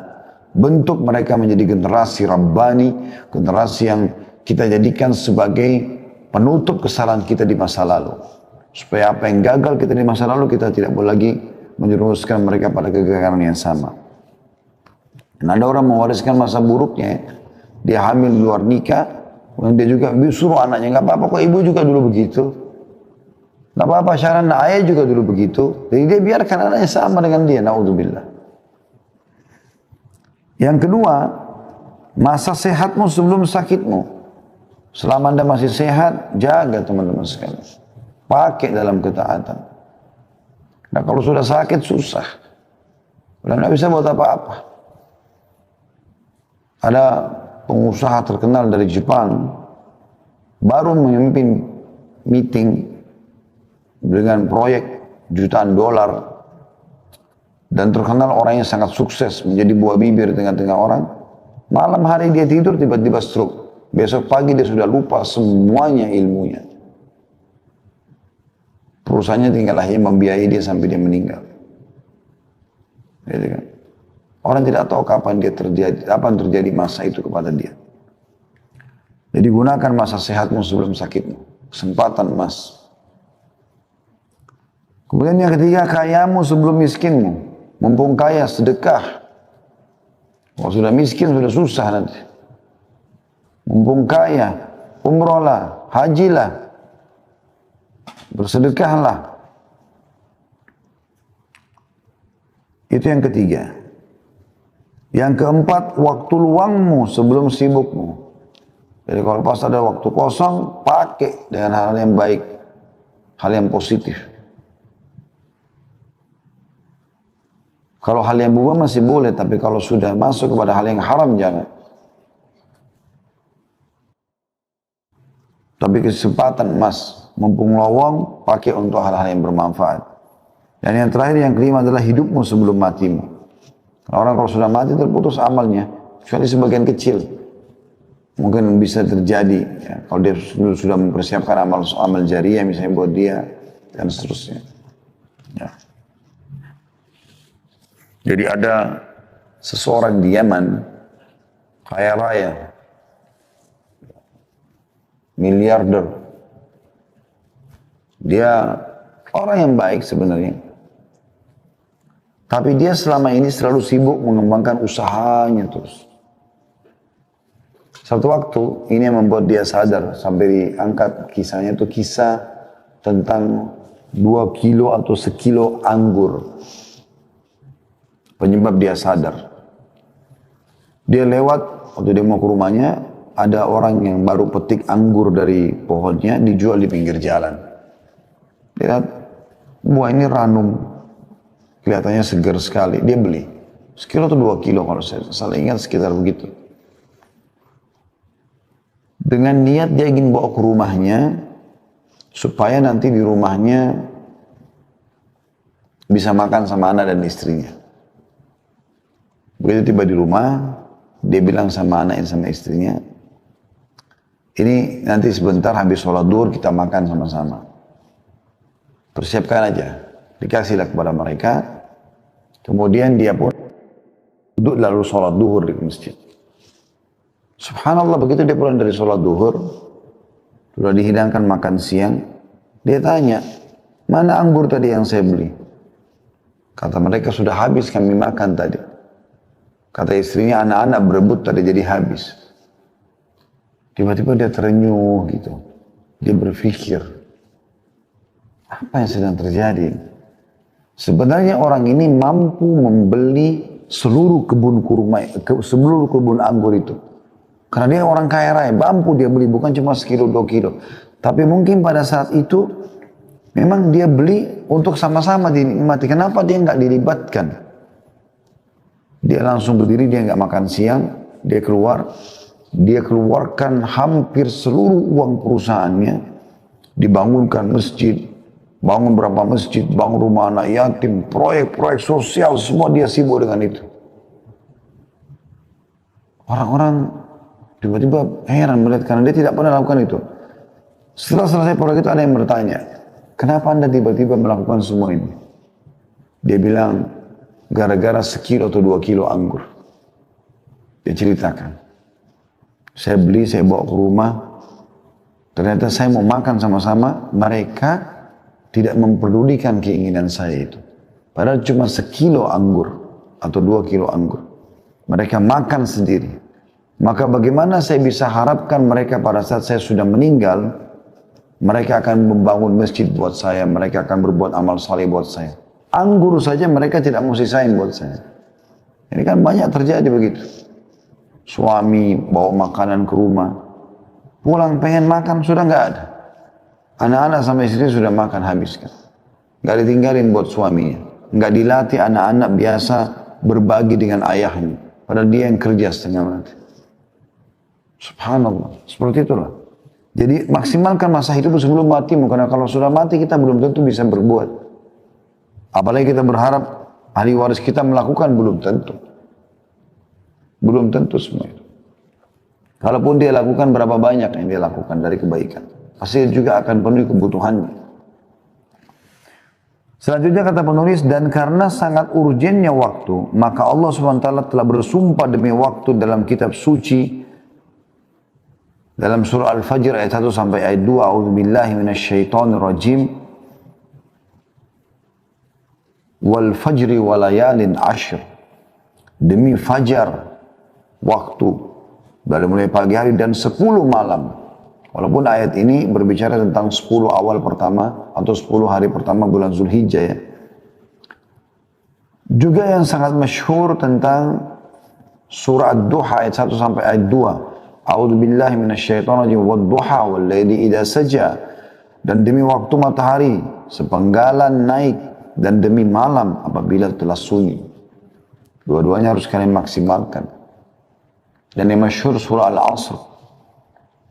A'udzubillahi minasyaitonir wal 'asr. Innal insana lafi khusr. Demi waktu yang kalian lalui di dunia. Banyak manusia dalam kerugian. Illa alladziina aamanu wa 'amilus shalihat, kecuali orang yang sibuk dengan beriman dan beramal saleh. Wa tawassaw bil haqqi wa tawassaw bis sabr.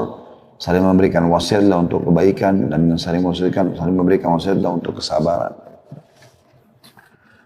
An-Naisaburi dalam kitab tafsirnya yang berjudul Gharaibul Quran tentang hikmah sumpah Allah dengan waktu, ia berkata, tidak ada suatu apapun yang lebih berharga daripada waktu.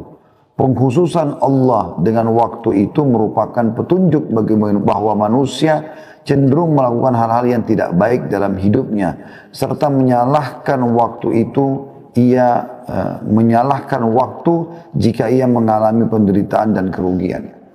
Jadi Allah bersumpah dengan waktu adalah menunjukkan kemudian waktu itu, dan sungguhnya penderitaan dan kerugian yang selalu menyertai manusia adalah karena aib yang ada di dalam dirinya, bukan pada waktu. Makanya Nabi SAW juga bersabda, Allah SWT berfirman hadis qudsi ya, la tasubud dahar fa innid dahar. Jangan kalian pernah mencaci maki waktu. Karena aku adalah pencipta waktu itu. Jangan salahkan waktu, tapi salahkan dirimu sendiri. Kita lah yang banyak membuang waktu. Subhanallah, kadang-kadang mungkin teman-teman tidak asing kalau lagi tonton cuplikan. Saya kadang-kadang kalau lagi buka YouTube gitu kan, ada cuplikan lewat iklan 5 detik. Saya kadang-kadang merenungi 5 detik itu. 1, 2, 3, 4, 5. Orang bisa buat iklan 5 detik. Dan Anda sudah bisa faham dalam 5 detik iklan apa yang sedang disampaikan. Itu kan luar biasa itu. Ya. Saya pernah melihat ada yang sampai 30 detik. Kalau kita hitung 30 detik itu setengah menit ya. 1 menit kan 60 detik ya. 30 detik. Itu lama rasanya kita nunggu untuk melanjutkan cuplikan yang akan kita lihat setelahnya. Itu saya ambil pikiran, saya ambil sebuah poin. Oh subhanallah. Berarti waktu itu mahal sekali ya. Artinya hitungan detik yang banyak kita buang itu ternyata memang mahal itu. Dan itu sudah sangat tinggi gitu. Syaitan kadang-kadang mempermainkan cara kita melihat waktu itu teman-teman sekalian. Contoh misal, kita kalau masuk ke restoran, atau kita masuk ke masjid dulu lah. Kita masuk ke masjid mau sholat misalnya. Perhatikan kadang-kadang masjid itu meletakkan durasi antara azan dan iqamah 3 sampai 5 menit.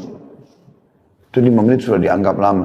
Paling sampai 10 menit itu berarti luar biasa, ideal. Tapi umumnya orang kasih 5 menit. Yang digital biasa ya, 5 menit.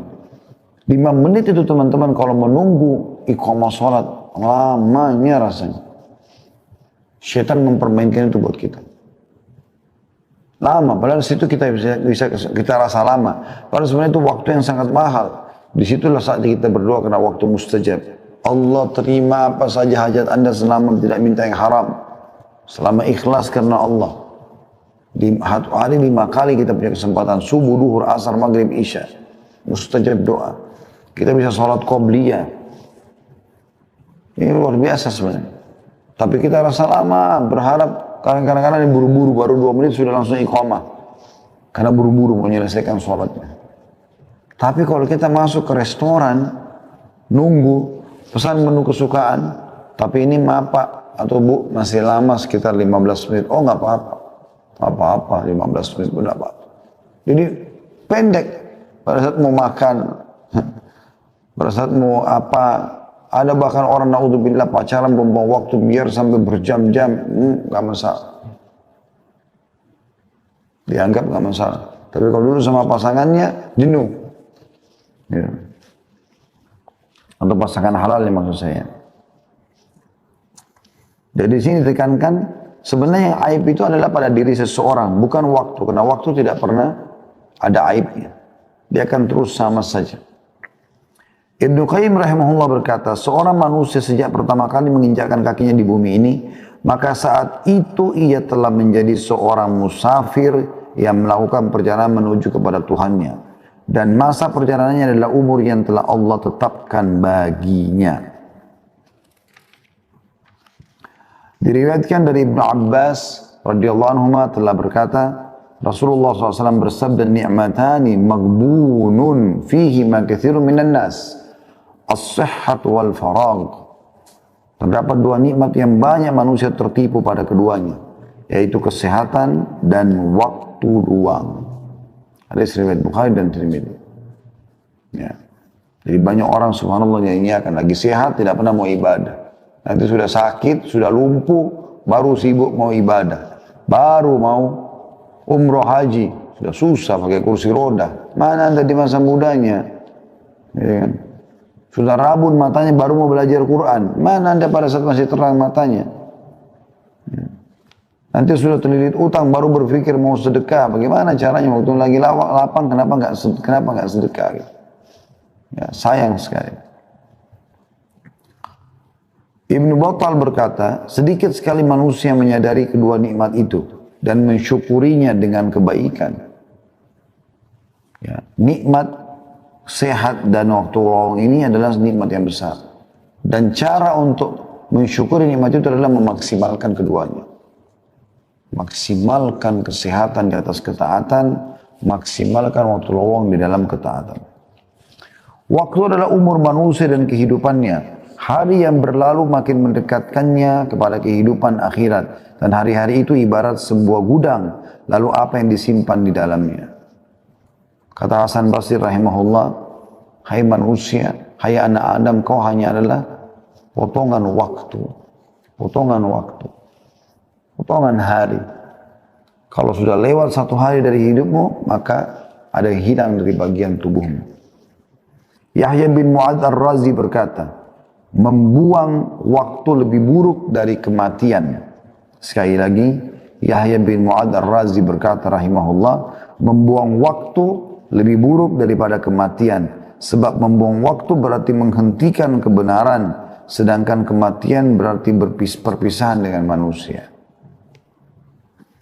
Seorang pria berkata kepada Daud At-Ta'i, nasihati aku.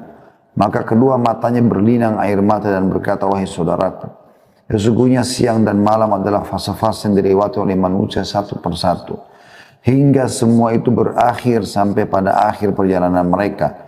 Maka jika engkau mampu untuk menyiapkan bekal setiap hari, maka bagi dirimu untuk menghadapi kematian, maka lakukanlah. Karena sungguhnya perjalanan itu akan berakhir dengan cepat atau bahkan lebih cepat dari apa yang engkau duga. Maka hendaknya engkau membekali dirimu dan lakukanlah sesuatu yang pernah engkau lakukan untuk bekal itu.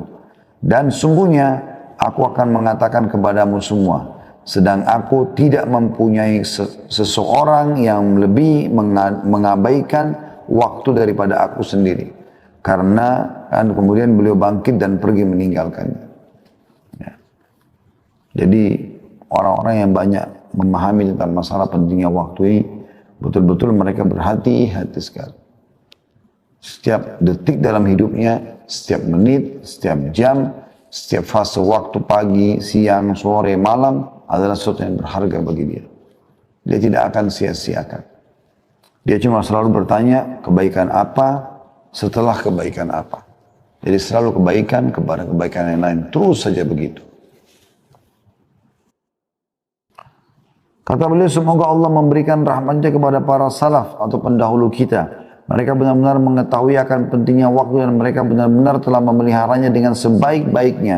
Hingga mereka tidak pernah membuang waktu walaupun sesaat. Dan alangkah celakanya kita.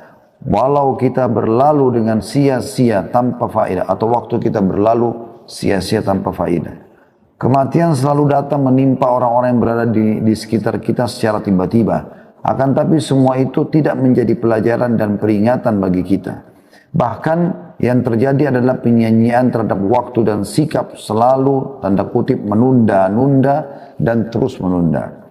Celakalah, kemudian aduhai, betapa waktu-waktu berlalu dan tidak akan pernah kembali.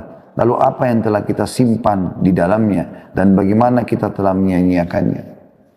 Pernah Hasan Basri rahimahullah jalan dengan seorang anak muda ngantar jenazah. Pas lagi antar jenazah, karena dia seorang ulama, orang perhatikan apa yang dia lakukan. Dia sambil berzikir, subhanallah, alhamdulillah, la ilaha illallah, Allah akbar, terus berzikir. Tapi hanya dia sendiri yang mengucapkan. Rupanya ada satu anak muda perhatikan itu. Dia bertanya, wahai imam, kalau imam itu kayak kita kiai, kenapa anda berzikir lagi antar jenazah? Maksudnya, apakah ini ada perintahnya, gitu kan? Bisa nggak jelaskan ke saya? Tapi dia mengatakan, kenapa anda berzikir? Kata Hasan Basri rahimahullah, diamlah wahai anak muda dan berzikirlah. Karena yang sedang kita antar ini sudah tidak bisa berzikir. Bayangkan, mereka ambil pelajaran dari jenazah itu yang sedang diantar. Tiba-tiba Hasan Basri berpikir, sekarang sudah mati. Gak bisa lagi berzikir. Andai dia dikasih kesempatan hidup, dia akan berzikir. Maka sekarang kita mumpung hidup berzikir loh. Seperti itu. Allah berfirman tentang bagaimana penyesalan orang yang menyia-nyiakan waktunya. Nanti pada hari kiamat mereka menyesal. Dalam surah Az-Zumar ayat 56 yang bunyinya A'udzubillahi minasyaitonirrajim. Antakula nafsun ya hasrata ala ma faradtu fi jambillahi wa in kuntu laminas sakhirin. Supaya jangan ada orang yang mengatakan amat besar penyesalanku atas kelalaianku dalam menunaikan kewajiban terhadap Allah. Sedangkan aku sesungguhnya termasuk orang-orang yang memperolok-olok agama Allah. Maksudnya menyesal kenapa dulu waktunya disia-siakan pada hal yang tidak bermanfaat. Makanya Ikrimah bin Abi Jahal radhiyallahu anhu, walaupun dia dulu benci sekali Islam bersama ayahnya Abu Jahal, tapi ayahnya meninggal dalam keadaan kufur. Dianya meninggal dalam keadaan Islam tentunya. Bahkan mati syahid radhiyallahu anhu. Setelah masuk Islam, dia baru menyadari. Setiap dia pegang Al-Quran, dia baca. Sambil nangis dia mengatakan, ini perkataan Tuhanku yang aku sia-siakan selama ini. Ini perkataan Tuhanku yang aku sia-siakan selama ini. Sambil dia baca Al-Quran itu. Kata penulis, dan problem yang berakar di dalam dunia kebangkitan Islam adalah masalah waktu. Sangat banyak waktu terabaikan. Betapa banyak hari berlalu tanpa arti. Seseorang di antara mereka hidup selebor tidak terarah, penuh dengan kebimbangan, tidak ada pedoman. Sudah tentu yang demikian akan menghasilkan kerugian besar bagi dirinya. Ibnul Jauzi berkata, aku melihat kebanyakan manusia umumnya melewati waktu mereka dengan cara yang aneh. Jika rata malam, maka mereka menghabiskan waktu untuk obrolan kosong yang tidak berguna. Atau membaca buku komik dan cerita murahan. Sedangkan jika datang waktu siang, maka mereka tidur atau menghabiskan waktunya atau duduk-duduk di pasar saja. Semoga Allah memberikan rahmatnya kepadamu wahai Ibnul Jauzi yang telah menasihati tadi kita. Karena demi Allah kata penulis, seakan-akan engkau menggambarkan keadaan kami saat ini dengan ucapanmu itu. Seakan-akan engkau hidup di tengah-tengah kami dan engkau melihat keadaan kami. Benar-benar satu orang bernilai 1000 dan 1000 bernilai seterumpa. Saya sangat prihatin terhadap sikap sebagian orang konsisten atau yang istiqomah, yaitu mereka yang telah menyia-nyiakan waktunya hingga hilangnya umur mereka. Berkumpul-kumpul hampir rutin setiap hari. Mereka tidak mengambil faedah sedikit pun darinya. Walaupun hal itu tidak membahayakan mereka. Tapi perbuatan yang mereka lakukan itu sama sekali tidak mendatangkan manfaat apapun. Bahkan terkadang mereka menertawakan diri mereka sendiri. Di mana mereka berkumpul lalu seorang di antara mereka berkata, mari kita pergunakan kesempatan ini untuk membaca buku atau mendiskusikan masalah ini. Namun tak lama kemudian mereka akan asyik kembali pada keadaan mereka yang pertama, yaitu membicarakan orang lain, memperolok-olok orang lain. Lalu setelah itu mereka menganggap bahwa mereka telah mempergunakan waktu mereka dengan baik. Mereka itu bagikan kusir tanpa unta dalam kurung yang ia tunggangi. Jadi banyak orang yang seperti itu keadaannya. Bagaimana mereka menyanyiakan waktu pada hal-hal yang kosong. Makanya teman-teman, saya sarankan kalau lagi duduk-duduk sama teman-teman umumnya, teman-teman Anda tentunya ya, Anda kumpul-kumpul laki-laki sama laki-laki, perempuan sama perempuan, ingat kalau kita lagi kumpul, siapa yang pertama melempar menu pembicaraan, maka itulah akan menjadi buah bibir di situ. Usahakan Anda sudah paham agama supaya waktu tidak sia-sia. Pada saat lagi ada pembicaraan, ya, pada saat lagi ada pembicaraan atau akan dimulai pembicaraan, Anda coba mulai pembicaraan positif supaya itu menjadi menu. Karena pembicaraan itu seperti menu makanannya. Apa yang dihidangkan maka orang akan incipin itulah. Jadi jangan biarkan ada orang fasik atau perempuan fasika yang mulai melempar pembicaraan. Karena kalau mereka memulainya akan menjadi konsumsian nanti. Ada yang ceritakan tentang enaknya, asiknya perzinahannya, asiknya minum mabuknya, asiknya narkotikanya dan segala macam. Akan menjadi pembicaraan dan akan bisa mempengaruhi orang di sekitar situ. Tapi kalau Anda mulai berbicara, oh kemarin itu ada ceramah ada kisah tentang ini, ada ayat begini, ada hadis begini, akan jadi pembicaraan nanti.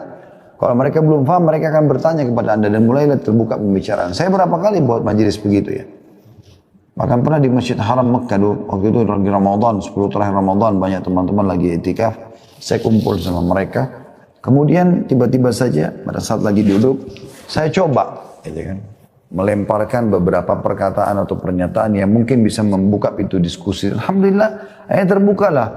Jadi bertanya ini, jadi hidup suasana itu. Dibandingkan kalau kita tidak coba melemparkan informasi-informasi positif seperti ini. Sedangkan sebagian lain, kata penulis selanjutnya, duduk di dalam rumahnya untuk membaca beberapa halaman dari sebuah buku, kemudian ia keluar untuk menemui orang lain. Seakan-akan ia adalah Ibnu Aqil atau seorang ulama yang masyhur ya. Ketahuilah bahwa sedikit perbuatan kebaikan yang dilakukan dengan penuh konsisten serta terus-menerus adalah lebih baik daripada banyak kebaikan yang dilakukan dengan tersendat-sendat. Terdapat beberapa faktor yang menghambat seorang muslim untuk memanfaatkan waktunya. Yang pertama, selalu menuruti hawa nafsu. Sehingga waktunya terbuang-buang. Itu di sini yang dimaksud adalah nafsu pada hal-hal negatif ya. Karena kalau nafsu yang dilampiaskan pada pasangan halal, itu tidak masalah. Ya, atau mengurus sesuatu yang nanti ada manfaatnya dengan kedekatannya kepada Allah SWT, karena Nabi SAW mengatakan itu. Tidak akan dianggap sia-sia seseorang yang sibuk mengurus alat-alat perangnya, hewan tunggangannya ya untuk berjihad, dan juga bercandanya suami istri untuk menghibur satu sama yang lain. Nah itu halal gitu kan. Yang kedua, banyak angan-angan, berangan-angan kosong. Kita boleh punya angan-angan positif. Ya. Kita boleh punya himmah, semangat, keinginan besar, menjadi orang yang besar, iya. Tapi jangan angan-angan kosong, teman-teman.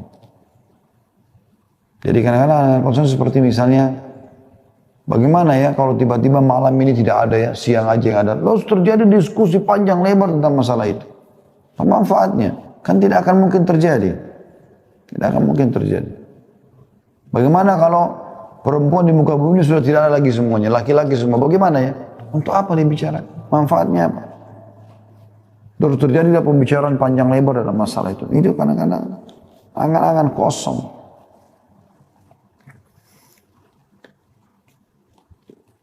Kemudian yang ketiga, hati yang hampa. Hati yang hampa ini maksudnya adalah hati yang kosong dari ilmu, dari iman, ya. Isinya hanya duniawi saja. Tiga hal ini yang beliau sebutkan lalu mengatakan, dan terdapat beberapa faktor yang dapat membantu seorang untuk memanfaatkan waktunya, antara lain mengetahui pentingnya waktu, kayak kita bahas sekarang ini. Yang kedua, bersikap zuhud terhadap kehidupan duniawi, selalu menyadari dan menanamkan dalam dirinya ada kehidupan akhirat, dunia hanya kita lewati.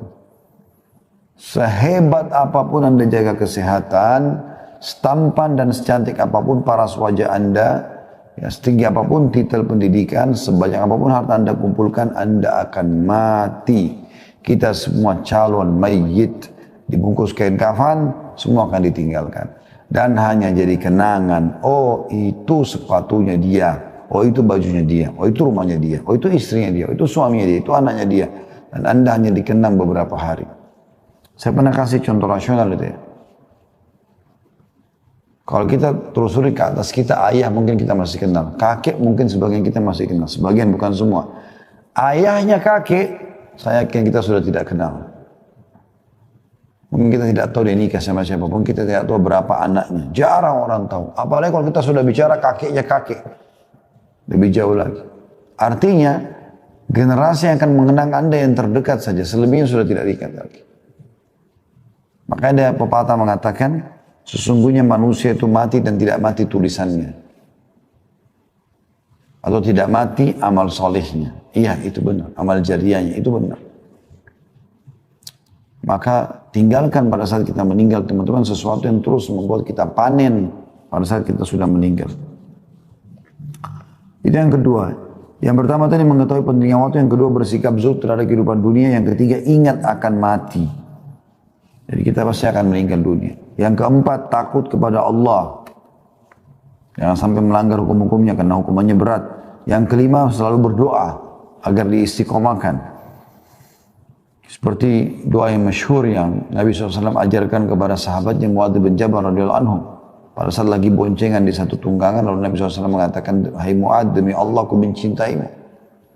Maka aku ingatkan, jangan pernah kau meninggalkan selepas sholat 5 waktu. Allahumma inni ala dzikrika wa syukrika wa husni ibadatik." Allah, tolonglah aku agar selalu berzikir kepadamu, bersyukur kepadamu, dan juga memperindah ibadah untukmu. Selanjutnya yang keenam, menumbuhkan kemauan tinggi. Maksudnya untuk menjadi orang yang baik. Yang ketujuh, mengetahui akibat buruk pengangguran. Kata Umar bin Khattab radhiyallahu anhu, kadang-kadang saya lewat atau ada orang lewat di depan saya kagum dengan tampan dan penampilannya. Tapi pada saat saya tanya, dikatakan dia pengangguran, maka jatuh dari mataku. Padahal juga ada orang duduk-duduk di masjid. Oleh Umar bin Khattab dilihat, ini orang duduk, ditanya sama Umar, kenapa kalian di sini? Mereka bilang, kami sedang menunggu rezeki Allah. Kata Umar sambil menghardik mereka, keluarlah dari masjid. Carilah karunia Allah, karena belum pernah Allah catatkan akan turun hujan emas dan perak dari langit. Itu yang ke-7, mengetahui akibat buruk pengangguran. Yang ke-8, membuat jadwal yang variatif untuk menghabiskan waktu. Dari positif ke positif. Dari sini ke sana. Jam sekian sampai jam sekian. Kita tahu, kalau perlu kita hitung per detiknya. Yang ke-9, mengetahui keutamaan nilai masa muda. Karena kita kalau tahu ternyata kalau masih muda kita sehat dan segala macam, kita lebih kuat lah. Teman-teman yang sudah tua mungkin mengetahui masalah itu. Bahkan pepatah bahasa Arab mengatakan, laita syababu ya'udu yauman. Coba seandainya masa muda bisa kembali sehari saja. Saya berapa Anda menyembunyikan keriput-keriput wajah Anda, tubuh Anda. Kalau masa tua datang, pasti akan seperti itu. Sampai sebagian ulama mengatakan, datangnya generasi kalau orang sudah punya anak, makin banyak anaknya dan makin tumbuh besar anaknya bertanda-tanda kematian dia. Karena sudah ada generasi yang akan menggantikan dia. Yang ke-10, mengetahui teknik bagaimana orang-orang soleh memanfaatkan waktu mereka. Ini dengan cara banyak membaca kisah orang-orang soleh. Makanya teman-teman kita membedah tablik akbar, serial tentang sahabat sampai 40 lebih episode yang insya Allah Allah teruskan, lanjutkan, kita bedah sampai 4 jilid buku serial sahabat. Kita juga akan masuk insya Allah nanti ke serial sahabiat, kita akan masuk ke 25 kisah Nabi dan Rasul dan seterusnya. Kata penulis sebagai penutup, maka berhati-hatilah wahai saudaraku yang konsisten untuk tidak membuang waktumu dengan sia-sia hingga engkau kehilangan kebahagiaan hidup di akhirat. Dan hendaknya engkau selalu ingat tentang sesuatu yang telah engkau lakukan untuk agama dan untukmu, ya. Dan jadikanlah Allah dan kehidupan akhirat sebagai perhatian dan tujuanmu. Kalau Anda biasa, subhanallah, biasa memaksimalkan waktu, Allah subhanahu wa ta'ala akan memberkahi waktu Anda itu. Saya kasih contoh misal, tentu ini bukan karena sayanya, tapi saya kasih contoh apa yang terjadi saja. Saya pernah subhanallah di salah satu tahun-tahun yang lalu, mungkin sekitar 4-5 tahun yang lalu, waktu itu musim haji saya nggak haji gitu. Ada beberapa jemaah yang memang kenal saya dan punya nomor handphone saya. Maka lagi haji, mereka sibuk bertanya kepada saya, Ustaz, saya besok akan masuk ke Mina, hari Tarwiyah, apa yang saya harus lakukan? Ustaz, besok ke Arafah, apa yang saya lakukan? Ustaz, saya sekarang lagi di Arafah, jam sekian di sini sekarang, apa yang saya harus lakukan? Apa hukumnya begini? Apa hukumnya begitu? Padahal di travel itu ada ustadznya. Ada ustadznya.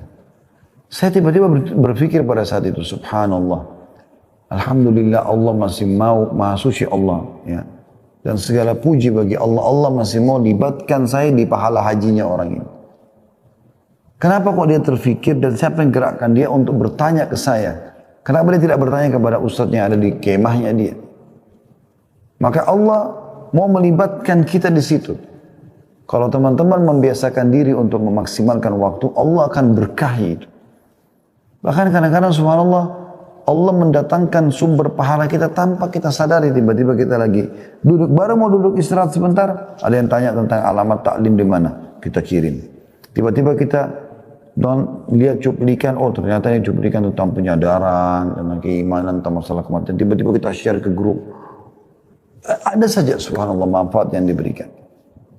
Tinggal bagaimana Anda membiasakan untuk mengerjakan perbuatan baik itu, Allah nanti akan mudahkan kita selalu mengerjakannya. Bahkan akan muncul ide-ide yang sangat banyak dari perbuatan amal soleh itu.